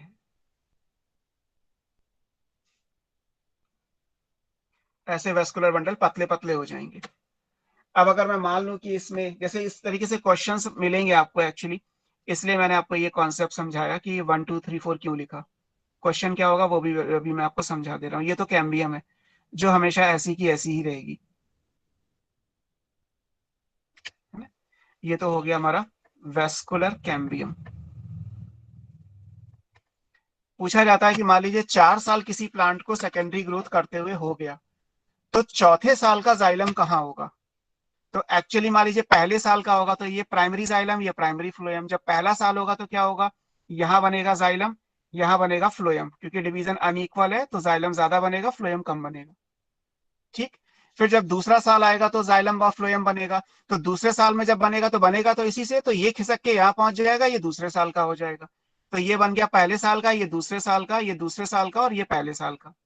फिर ये तीसरे साल सर का हो एक गया। ही साल में दोनों लेयर्स बन जाएंगी हाँ यहाँ हाँ तो। बिल्कुल बिल्कुल, एक सर साल वो में दो बनेंगे। कैसे, क्योंकि दो ही लेयर्स बन रही हैं, एक तो कैम्बियम ही रहेगा दो और लेयर नहीं है, एक दो मैच्योर हो जाएगी एक साइड वाली। हाँ वो तो ठीक है बाय कॉन्सेप्ट। फिर उसके बाद फिर वो कैम्बियम एक दिन में, एक बार नहीं, एक दिन में हजारों बार कैम्बियम डिवाइड करती है। ये तो टिश्यू है, ये तो जाइलम का पूरा पैच है जो एक बना है। इसके अंदर नंबर ऑफ लेयर काउंट करोगे तो अनकाउंटेबल है। ये तो सीजन के हिसाब से है कि 3 महीने का ऑटम सीजन हुआ या 3 महीने का स्प्रिंग सीजन हुआ, तो 3 महीने में कितना जाइलम बना और कितना फ्लोएम बना। बाय कॉन्सेप्ट नंबर बराबर होगा, लेकिन बायोमास दोनों का अलग अलग आएगा, क्योंकि जाइलम की सेल बड़ी होती है, बनती भी बड़ी है, और फ्लोएम की छोटी होती है ना। ये कॉन्सेप्ट है। ये 1 साल का जाइलम है, एक जाइलम नहीं है ना। 1 साल का मतलब पता नहीं कितनी लेयर है, बट जितनी भी यहाँ होंगी उतनी यहाँ होंगी नंबर में। सर वो हम इसलिए बोल रहे हैं ना क्योंकि एक साल में बहुत बारी डिवीजन हुआ है। हाँ 1 साल के अंदर तो बहुत बार होगा, एक एक दिन डिवीजन में में बहुत लेकिन बार। दो ही लेयर्स बनेंगी, जिसमें या हाँ तो हाँ जाइलम होगा या तो फ्लोएम होगा। हाँ, ये इस ओके तरीके से सर। आएगा, है ना। ये तो आप एक दिन के अंदर अगर कहें तो, मतलब बाय कॉन्सेप्ट देखा जाए तो एक दिन के अंदर एक कैम्बियम जो है वो 50 बार डिवाइड कर जाती है। एक ही दिन के अंदर 50 जाइलम की लेयर और 50 फ्लोएम की लेयर बन सकती है। ये भी ट्री के हिसाब से अलग अलग है, प्लांट के हिसाब से अलग अलग है, और एरिया के हिसाब से। ट्रॉपिकल बेल्ट में सेकेंडरी ग्रोथ ज्यादा तेजी से होती है, टेम्परेट एरिया के अंदर सेकेंडरी ग्रोथ थोड़ा धीरे धीरे होती है। ये भी डिफरेंस है। जितनी जल्दी गुआवा की मोटाई बढ़ती है या यूकेलिप्टस मोटाई बढ़ती है, उतनी जल्दी पाइनस या देवदार की नहीं बढ़ती। तो क्योंकि वहां पे टेम्परेचर थोड़ा सा अनफेवरेबल है, ट्रॉपिकल बेल्ट में टेम्परेचर पूरे साल भर कांस्टेंट रहता है ऑलमोस्ट, तो उसके हिसाब से चीजें निकलती हैं। तो ये पूछे जाते हैं कि भाई 4 साल हो गए तो चौथे साल का जाइलम ये है, ये तीसरे साल का है, ये दूसरे साल का, ये पहले साल का। लेकिन फ्लोएम में चौथे साल का ये है, तीसरे साल का ये है, दूसरे साल का ये पहले साल का। ये क्या है, ये है प्राइमरी जाइलम, जो धीरे धीरे खत्म होने वाला है आने वाले कुछ सालों में। ये पिथ और जाइलम प्राइमरी वाला खत्म हो जाएगा, इनकी जगह सेकेंडरी जाइलम ही आ जाएगा। तो अगर मैं लेबलिंग करूंगा तो ये जो बना है, दिस इज प्राइमरी जाइलम। ये जो फर्स्ट ईयर से लेके 4th ईयर तक बना है ये सेकेंडरी जाइलम है। 1 2 3 4 मतलब 4 साल का। ऐसे ही जो ये 1 2 3 4 बना है तो ये सेकेंडरी फ्लोएम है। और जो टिप पे आपको नजर आ रहा है वो क्या है, ये प्राइमरी फ्लोएम है।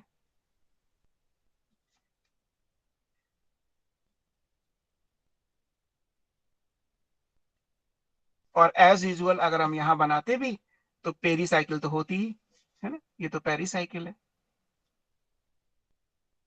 अब यहाँ पे प्राइमरी मेडुलरी थी तो इसके नीचे, मतलब ये तो प्राइमरी मेडुलरी रे का सेक्शन होगा यहाँ तक का, और ऐसे ही यहाँ से लेके यहाँ तक का।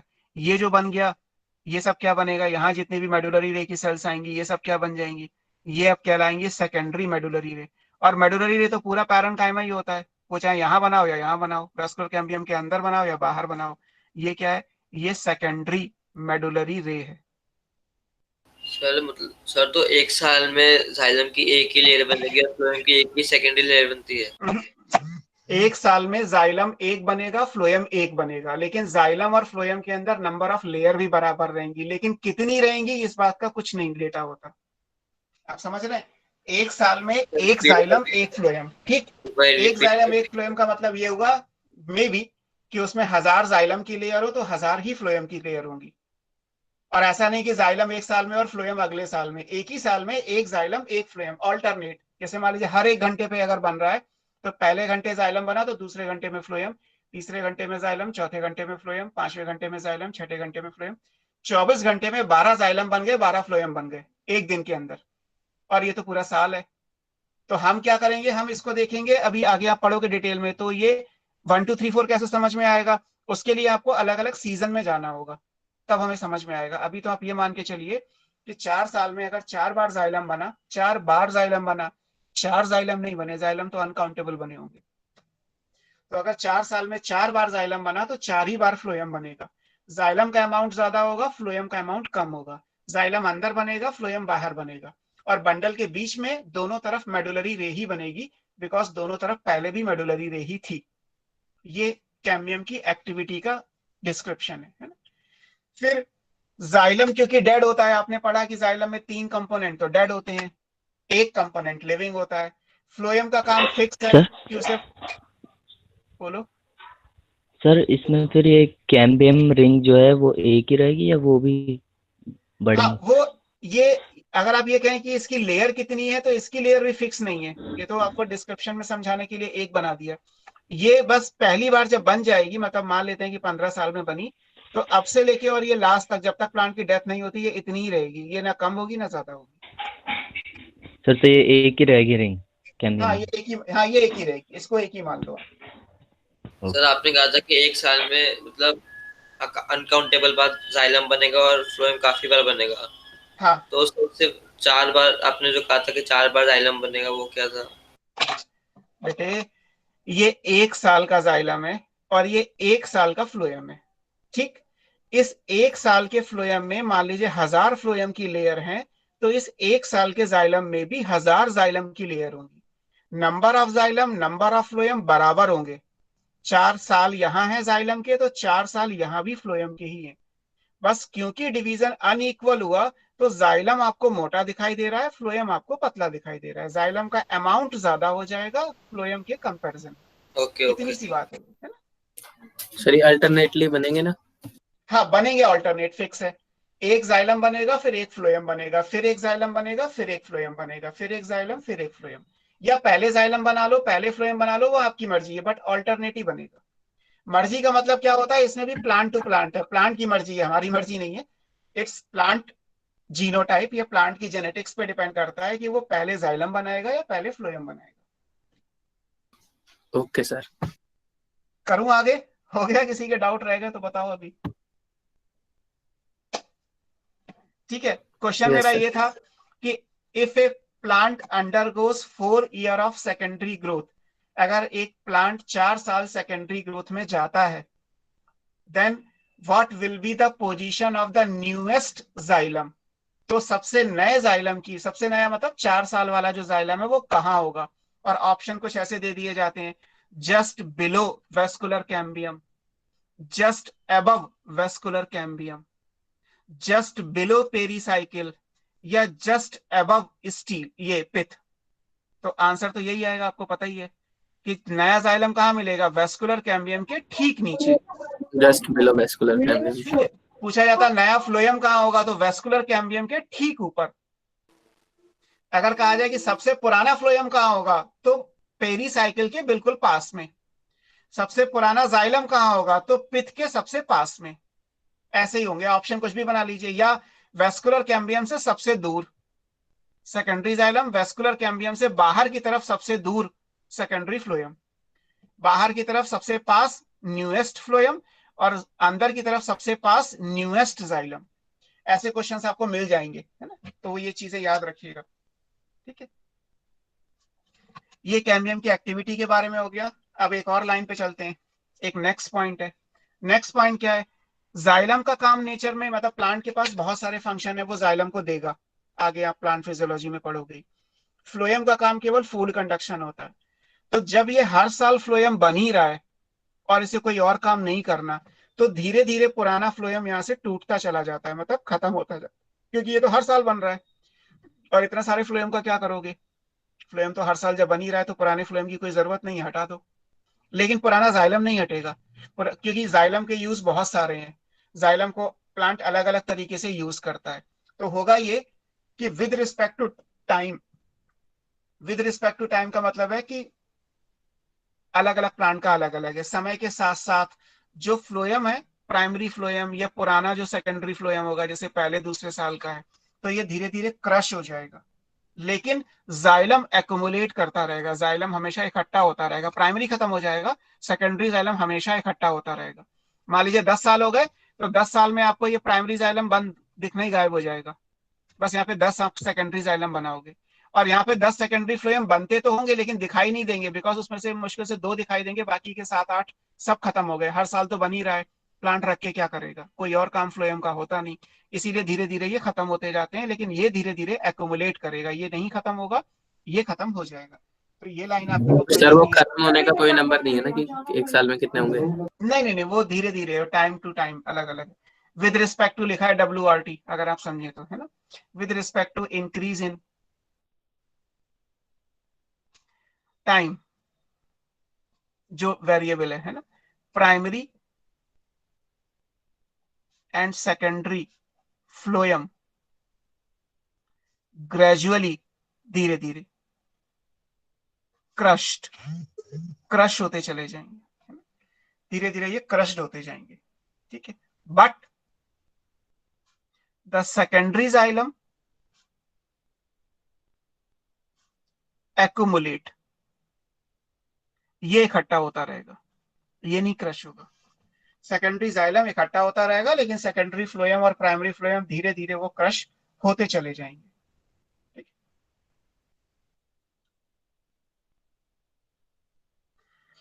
ये सब बातें हो गई एक्टिविटी की। ये कैम्बियम का तीसरा पार्ट जो था, एक्टिविटी ऑफ जाइलम, है ना। बाकी चीजें मैंने फिगर में लिख दी, आप चाहे तो एक बार बुक से डिस्क्रिप्शन, जो केल्विन के नोट्स होंगे मेरे वाले, वो पढ़ लीजिएगा। आपको जो सॉफ्ट कॉपी में प्रोवाइड किए गए तो उससे भी आपको समझ में आ जाएगा। अगर आता है बोर्ड में क्वेश्चन की वैस्कुलर कैम्बियम डाइकॉट में कैसे काम करती है, कैसे बनती है, तो आपको यहाँ तक पूरा देना है। फॉर्मेशन ऑफ कैम्बियम, स्ट्रक्चर आप स्किप कर सकते हो बोर्ड एग्जाम के लिए।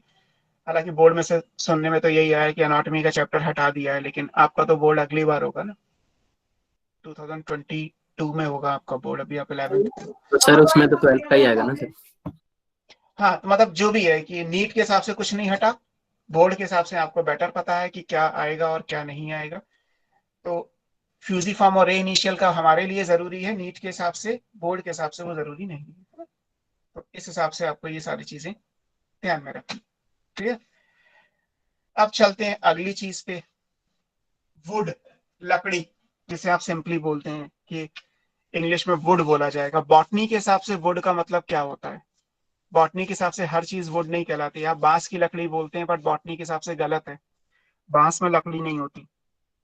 या आप कहें कि सर मैंने किसी पाम की लकड़ी देखी है, या आपने मान लीजिए खजूर का पेड़ बनाया, नारियल का पेड़ बनाया, केले का पेड़ बनाया, इन सब में लकड़ी नहीं होती, है ना।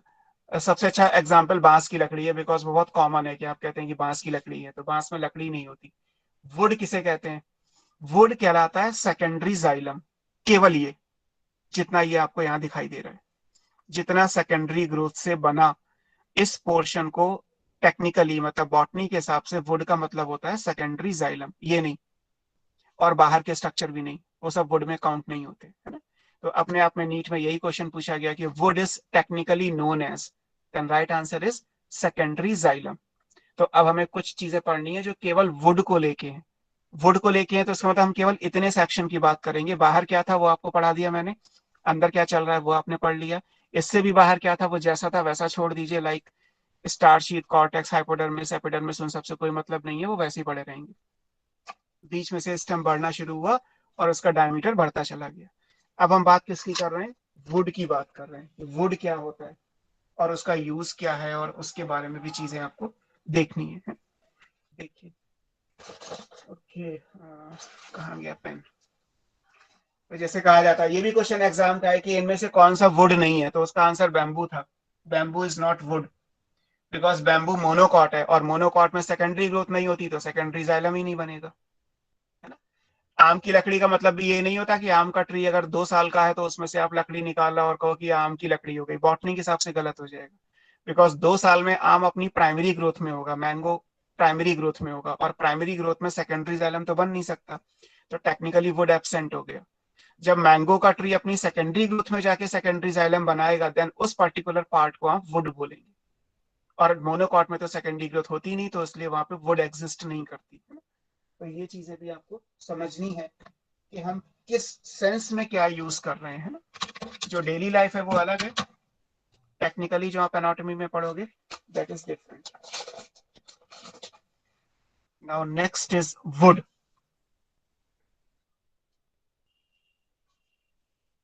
वुड क्या होता है? इट्स प्योरली सेकेंडरी जाइलम और कुछ नहीं।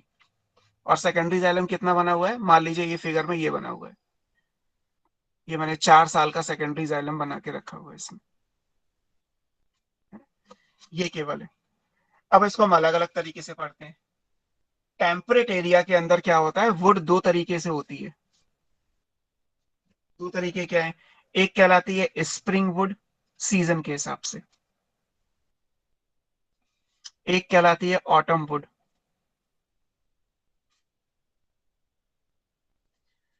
अब यहाँ पे ये भी सीजन है कि स्प्रिंग को आप अर्ली वुड भी बोल सकते हो क्योंकि सीजन पहले आता है, ऑटम को लेट वुड भी बोला जा सकता है।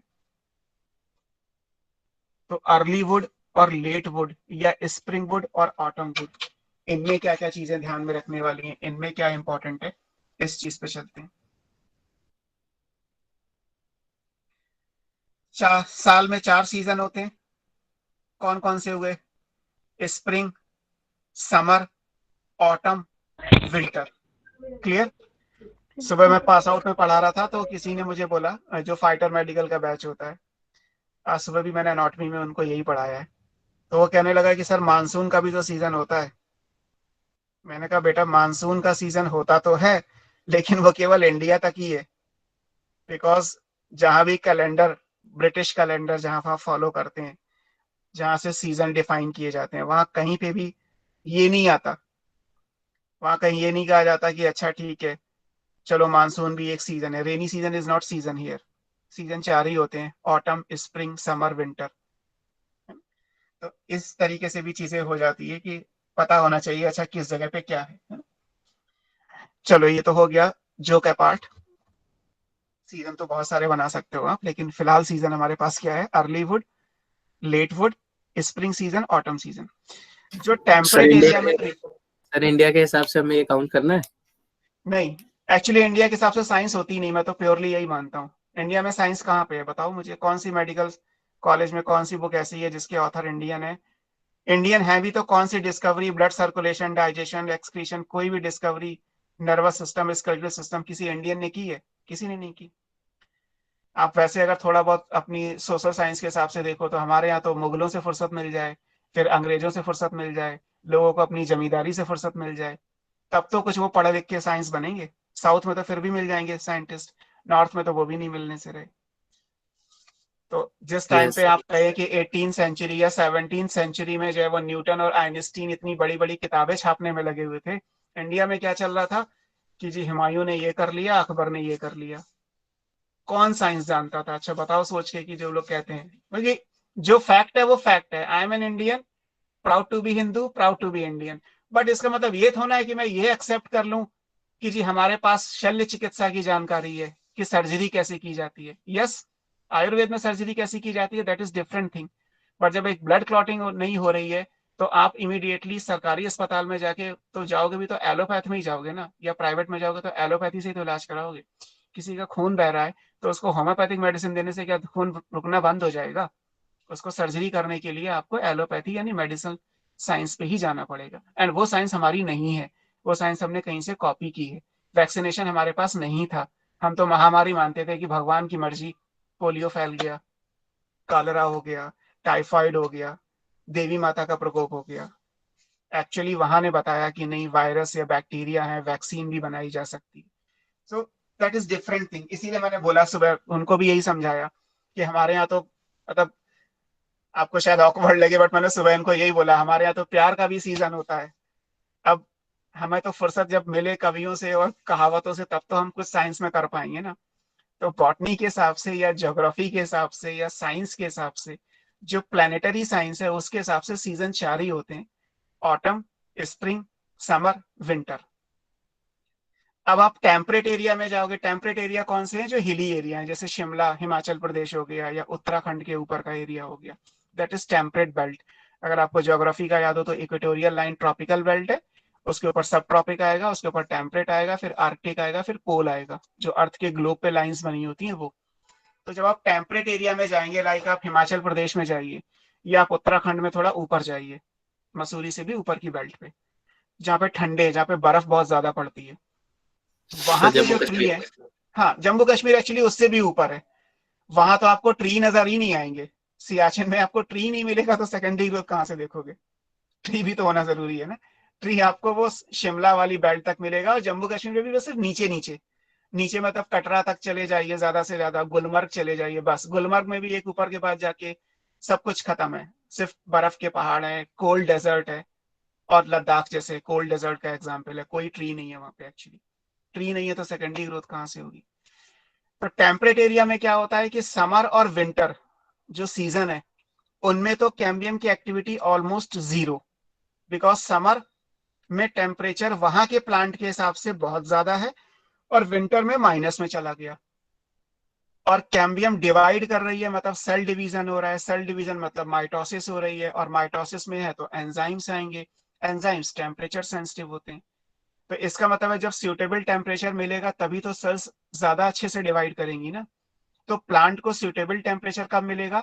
या तो स्प्रिंग में मिलेगा जो समर से पहले है, या ऑटम में मिलेगा जो विंटर से पहले है, क्योंकि विंटर में ग्रोथ नहीं होती ये वाली, और समर में भी नहीं होती सेकेंडरी ग्रोथ। केवल हम टेम्परेट एरिया की बात कर रहे हैं ना, ये याद रखिएगा, बुक में सबसे पहले लिखा है इन टेम्परेट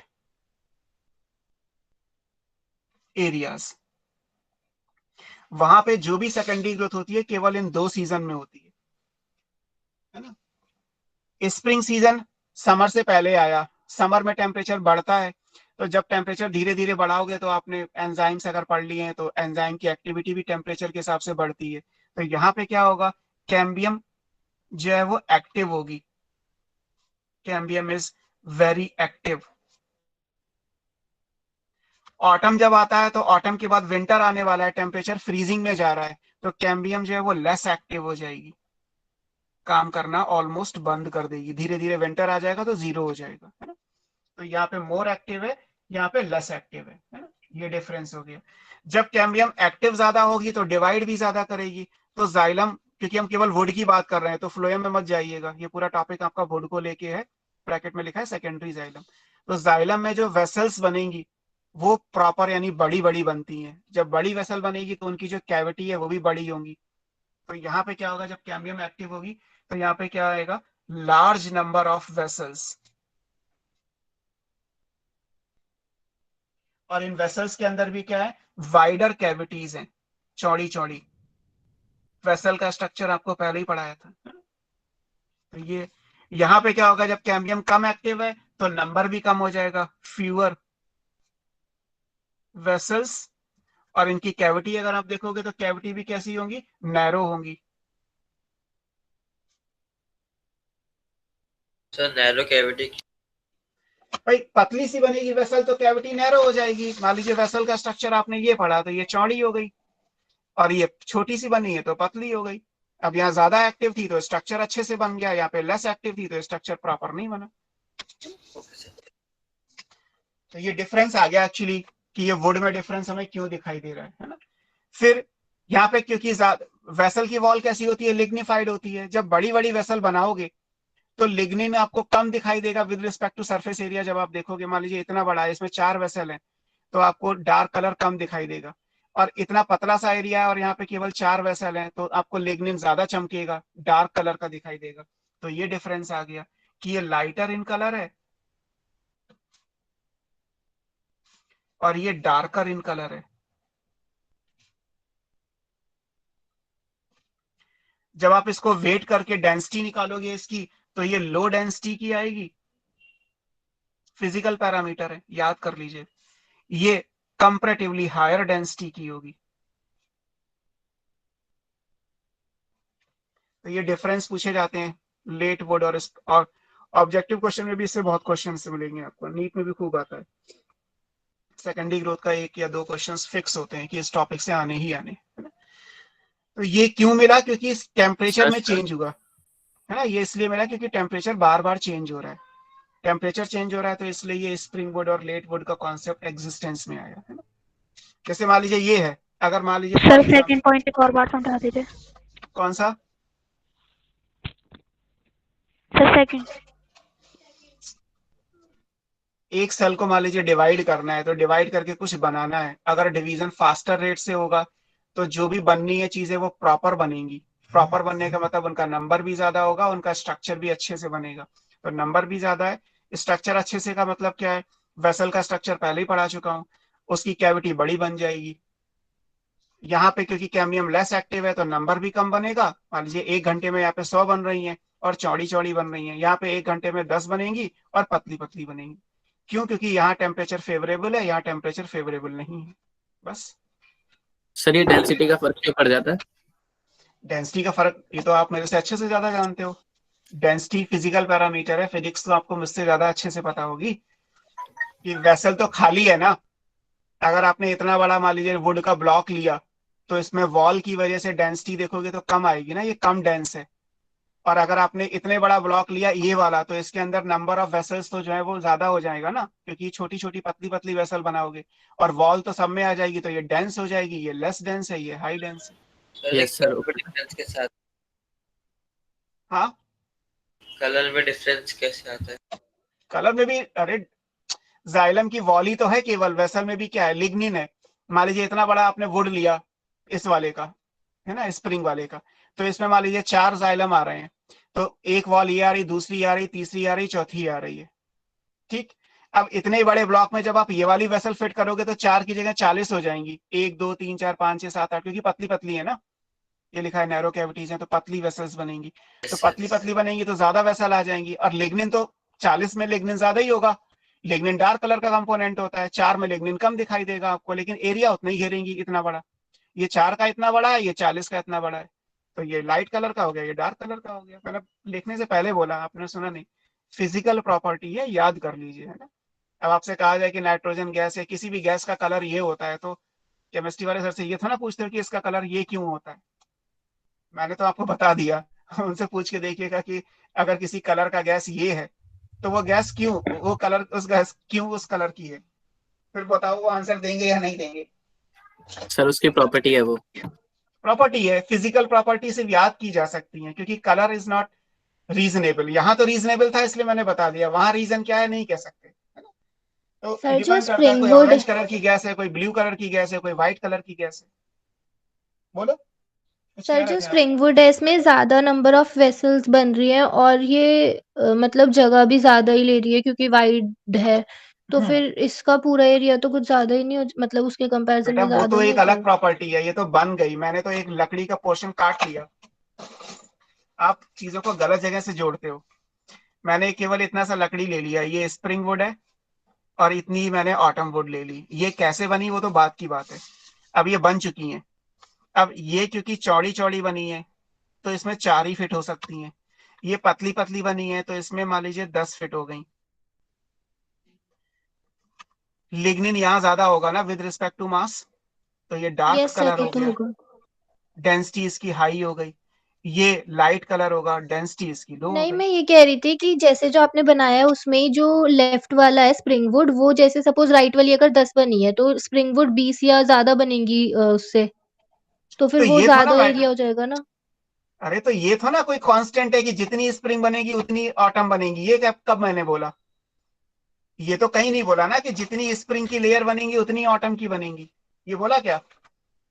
ये तो पूरी क्लास में कहीं नहीं बोला। मैंने तो ये पढ़ाया था जितना जाइलम बनेगा उतना फ्लोएम बनेगा।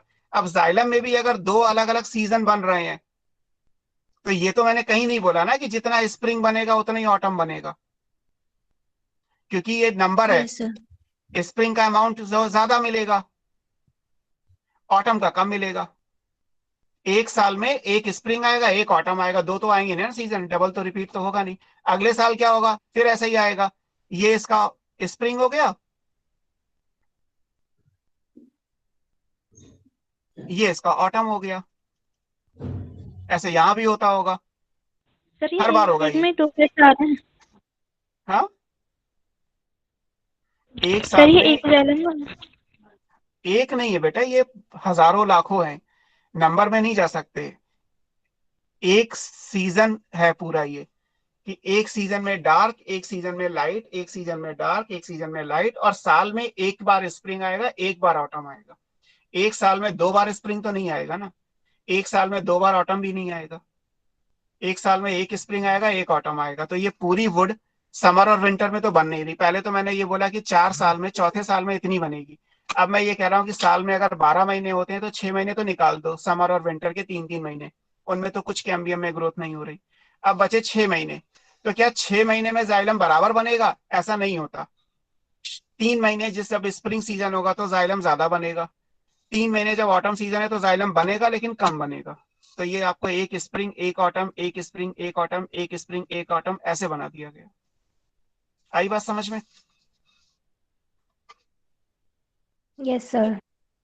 Okay sir. सर हम ये वुड सिर्फ टेम्परेट एरियाज के बारे में क्यों हाँ, स्टडी ये कर रहे हैं? नहीं नहीं, हाँ, ये केवल टेम्परेट एरिया है, कोई और एरिया नहीं। ट्रॉपिकल बेल्ट में कुछ नहीं मिलेगा ऐसा आपको।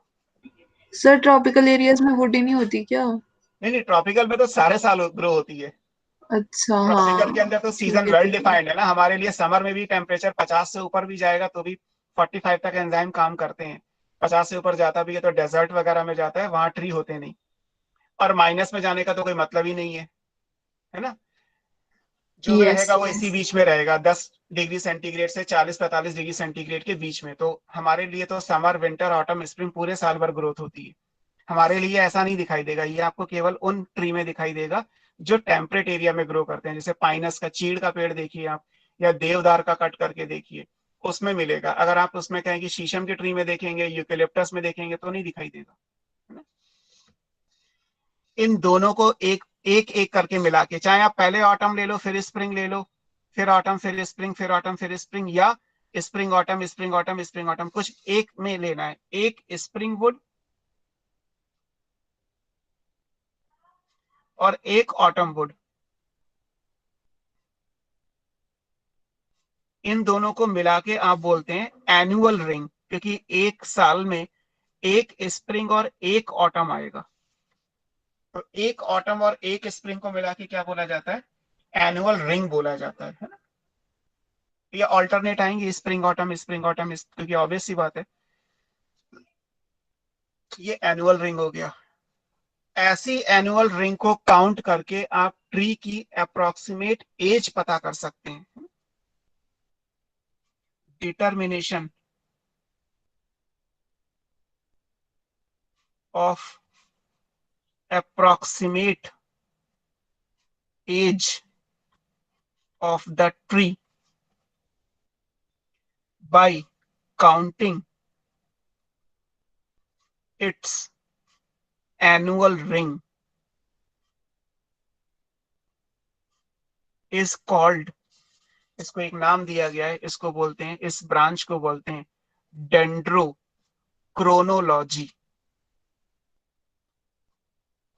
डेंड्रोक्रोनोलॉजी क्या है?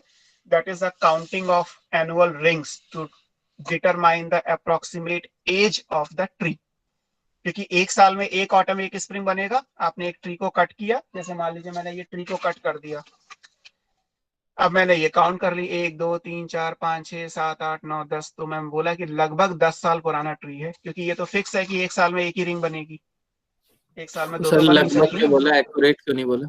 हाँ, अब ये आप बताओ, आपके अलावा कोई और बता सकता है? वैसे तो मैं आपसे पूछता, ये जब हम ये कह रहे हैं कि एक साल में एक ही रिंग बनेगी तो अप्रोक्सीमेट क्यों लिखा, एक्यूरेट क्यों नहीं लिखा? बोलो, दिमाग लगाओ, अच्छा क्वेश्चन है।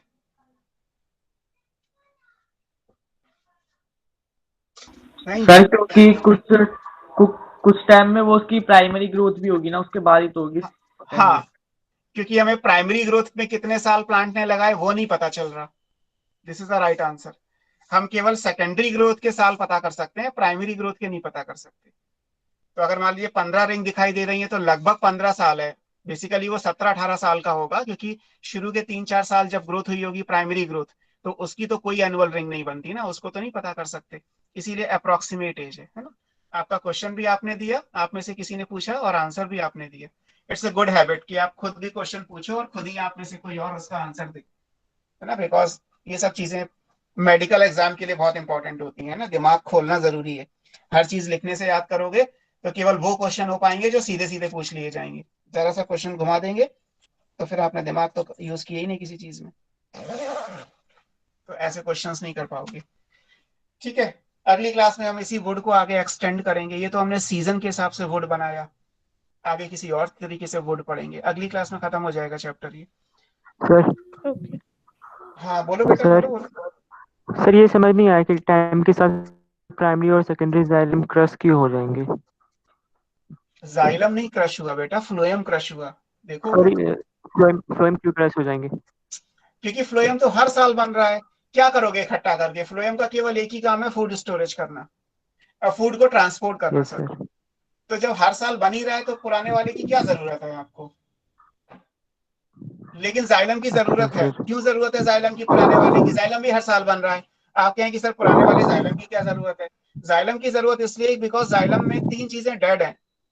तो अगर वो काम नहीं भी करेंगी, मान लो जाइलम वाटर कंडक्शन नहीं भी कर रहा, तो अंदर खाली जगह है ना, डेड है वो, उसमें प्लांट का जितना भी एक्सक्रीटरी वेस्ट प्रोडक्ट होगा, अगली क्लास में आप पढ़ोगे, वो सब वहीं जाके इकट्ठा हो जाएगा। प्लांट में एक्सक्रीशन तो होता नहीं ना, तो जितना एक्यूमुलेशन होगा वो वहां जाके प्लांट कर लेगा, और वो स्ट्रेंथ तो दे ही रहा है।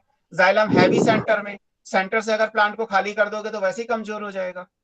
बीच में से खोखला कर दोगे प्लांट को क्रश करके, तो वो तो वैसे ही बेकार हो जाएगा। बाहर से क्रश हो भी रहा है तो कोई इश्यू नहीं है, सेंटर तो मजबूत है ना। फिर वो क्रश पार्ट जा कर है, खत्म हो जा रहा है, डिजनरेट हो जाता है, गायब हो जाएगा, मतलब डिसॉल्व हो जाएगा। अच्छा जैसे हमारी बॉडी में टिश्यू कॉन्टिन्यूसली मरते रहते हैं, खत्म होते रहते हैं, वैसे प्लांट के अंदर भी टिश्यू मतलब वो बनते वेस्ट रहते की हैं, तरह खत्म। निकल जाएगा। हाँ ओके सर। ठीक है। सर ये जो डिमार्केशन होगी स्प्रिंगवुड और ऑटमवुड की, ये कैसे पता चलती है हमें? ये तो फिर जो साइंटिस्ट हैं वही पता करेंगे बेटा, क्योंकि इसके लिए तो इसको वुड को कट करके उसकी स्टेनिंग और उसकी कार्बन डेटिंग और सब कुछ पता करना होता है ना। आप FRI जैसे मैंने टाइप्स ऑफ सेल्स इन दोनों के, मतलब जो स्प्रिंगवुड के बनेंगे और ऑटमवुड के बनेंगे, वो अलग अलग होंगे? बस ये डिफरेंस आएगा ना, वेसल का नंबर पर यूनिट एरिया और उसमें कैविटी का डायमीटर, ये डिफरेंस आएगा। हाँ, डायमीटर से पता चल जाएगा, ठीक है। हालांकि वो और एक्यूरेट टेक्निक्स हैं पता करने की, वो करते हैं ना। मैंने आपको शुरू से नहीं पढ़ाया, वरना जब वो लिविंग वर्ल्ड में हार्बेरियम और वो म्यूजियम वाली चीजें आती हैं तो उसमें मैं एक एग्जांपल देता हूँ कि देहरादून में फॉरेस्ट रिसर्च इंस्टीट्यूट है, FRI, कभी सुना हो आपने तो। FRI वर्ल्ड का इकलौता ऐसा इंस्टीट्यूट है जहाँ पे आप कोई भी लकड़ी का टुकड़ा ले जाइए, वो आपको बता देंगे चेक करके कि वो किस प्लांट की लकड़ी है और कितने साल पुरानी है। मतलब इतनी रिच टेक्नोलॉजी FRI के पास है कि दुनिया की किसी भी वुड का डेटा वो निकाल सकते हैं बाय डिफरेंट वेज। जैसे एज पता करनी है कि वो 10,000 साल पुराना है या 3 साल पुराना है, तो कार्बन डेटिंग करके वो कैलकुलेट कर लेते हैं। और ये प्लांट, ये लकड़ी किस प्लांट की है ये भी बता देंगे आपको। अब दुनिया में सोचो आप, हजारों प्लांट हैं, सबकी उनके पास नॉलेज है कि इस प्लांट की वुड में ये केमिस्ट्री होती है, वो सब चेक करके बता देंगे आपको। FRI की सर्विसेज और कंट्री आप हायर करते हैं FRI के साइंटिस्ट को कि आप आओ और हमारे यहाँ हमारी हेल्प कर दो, because we are so rich in forestry कि हम इतने अच्छे इंस्टीट्यूट को मैनेज कर पाते हैं। चलो बाकी अगली क्लास में करेंगे। Good night sir. Good night बेटा। Good night sir. Good night, good night.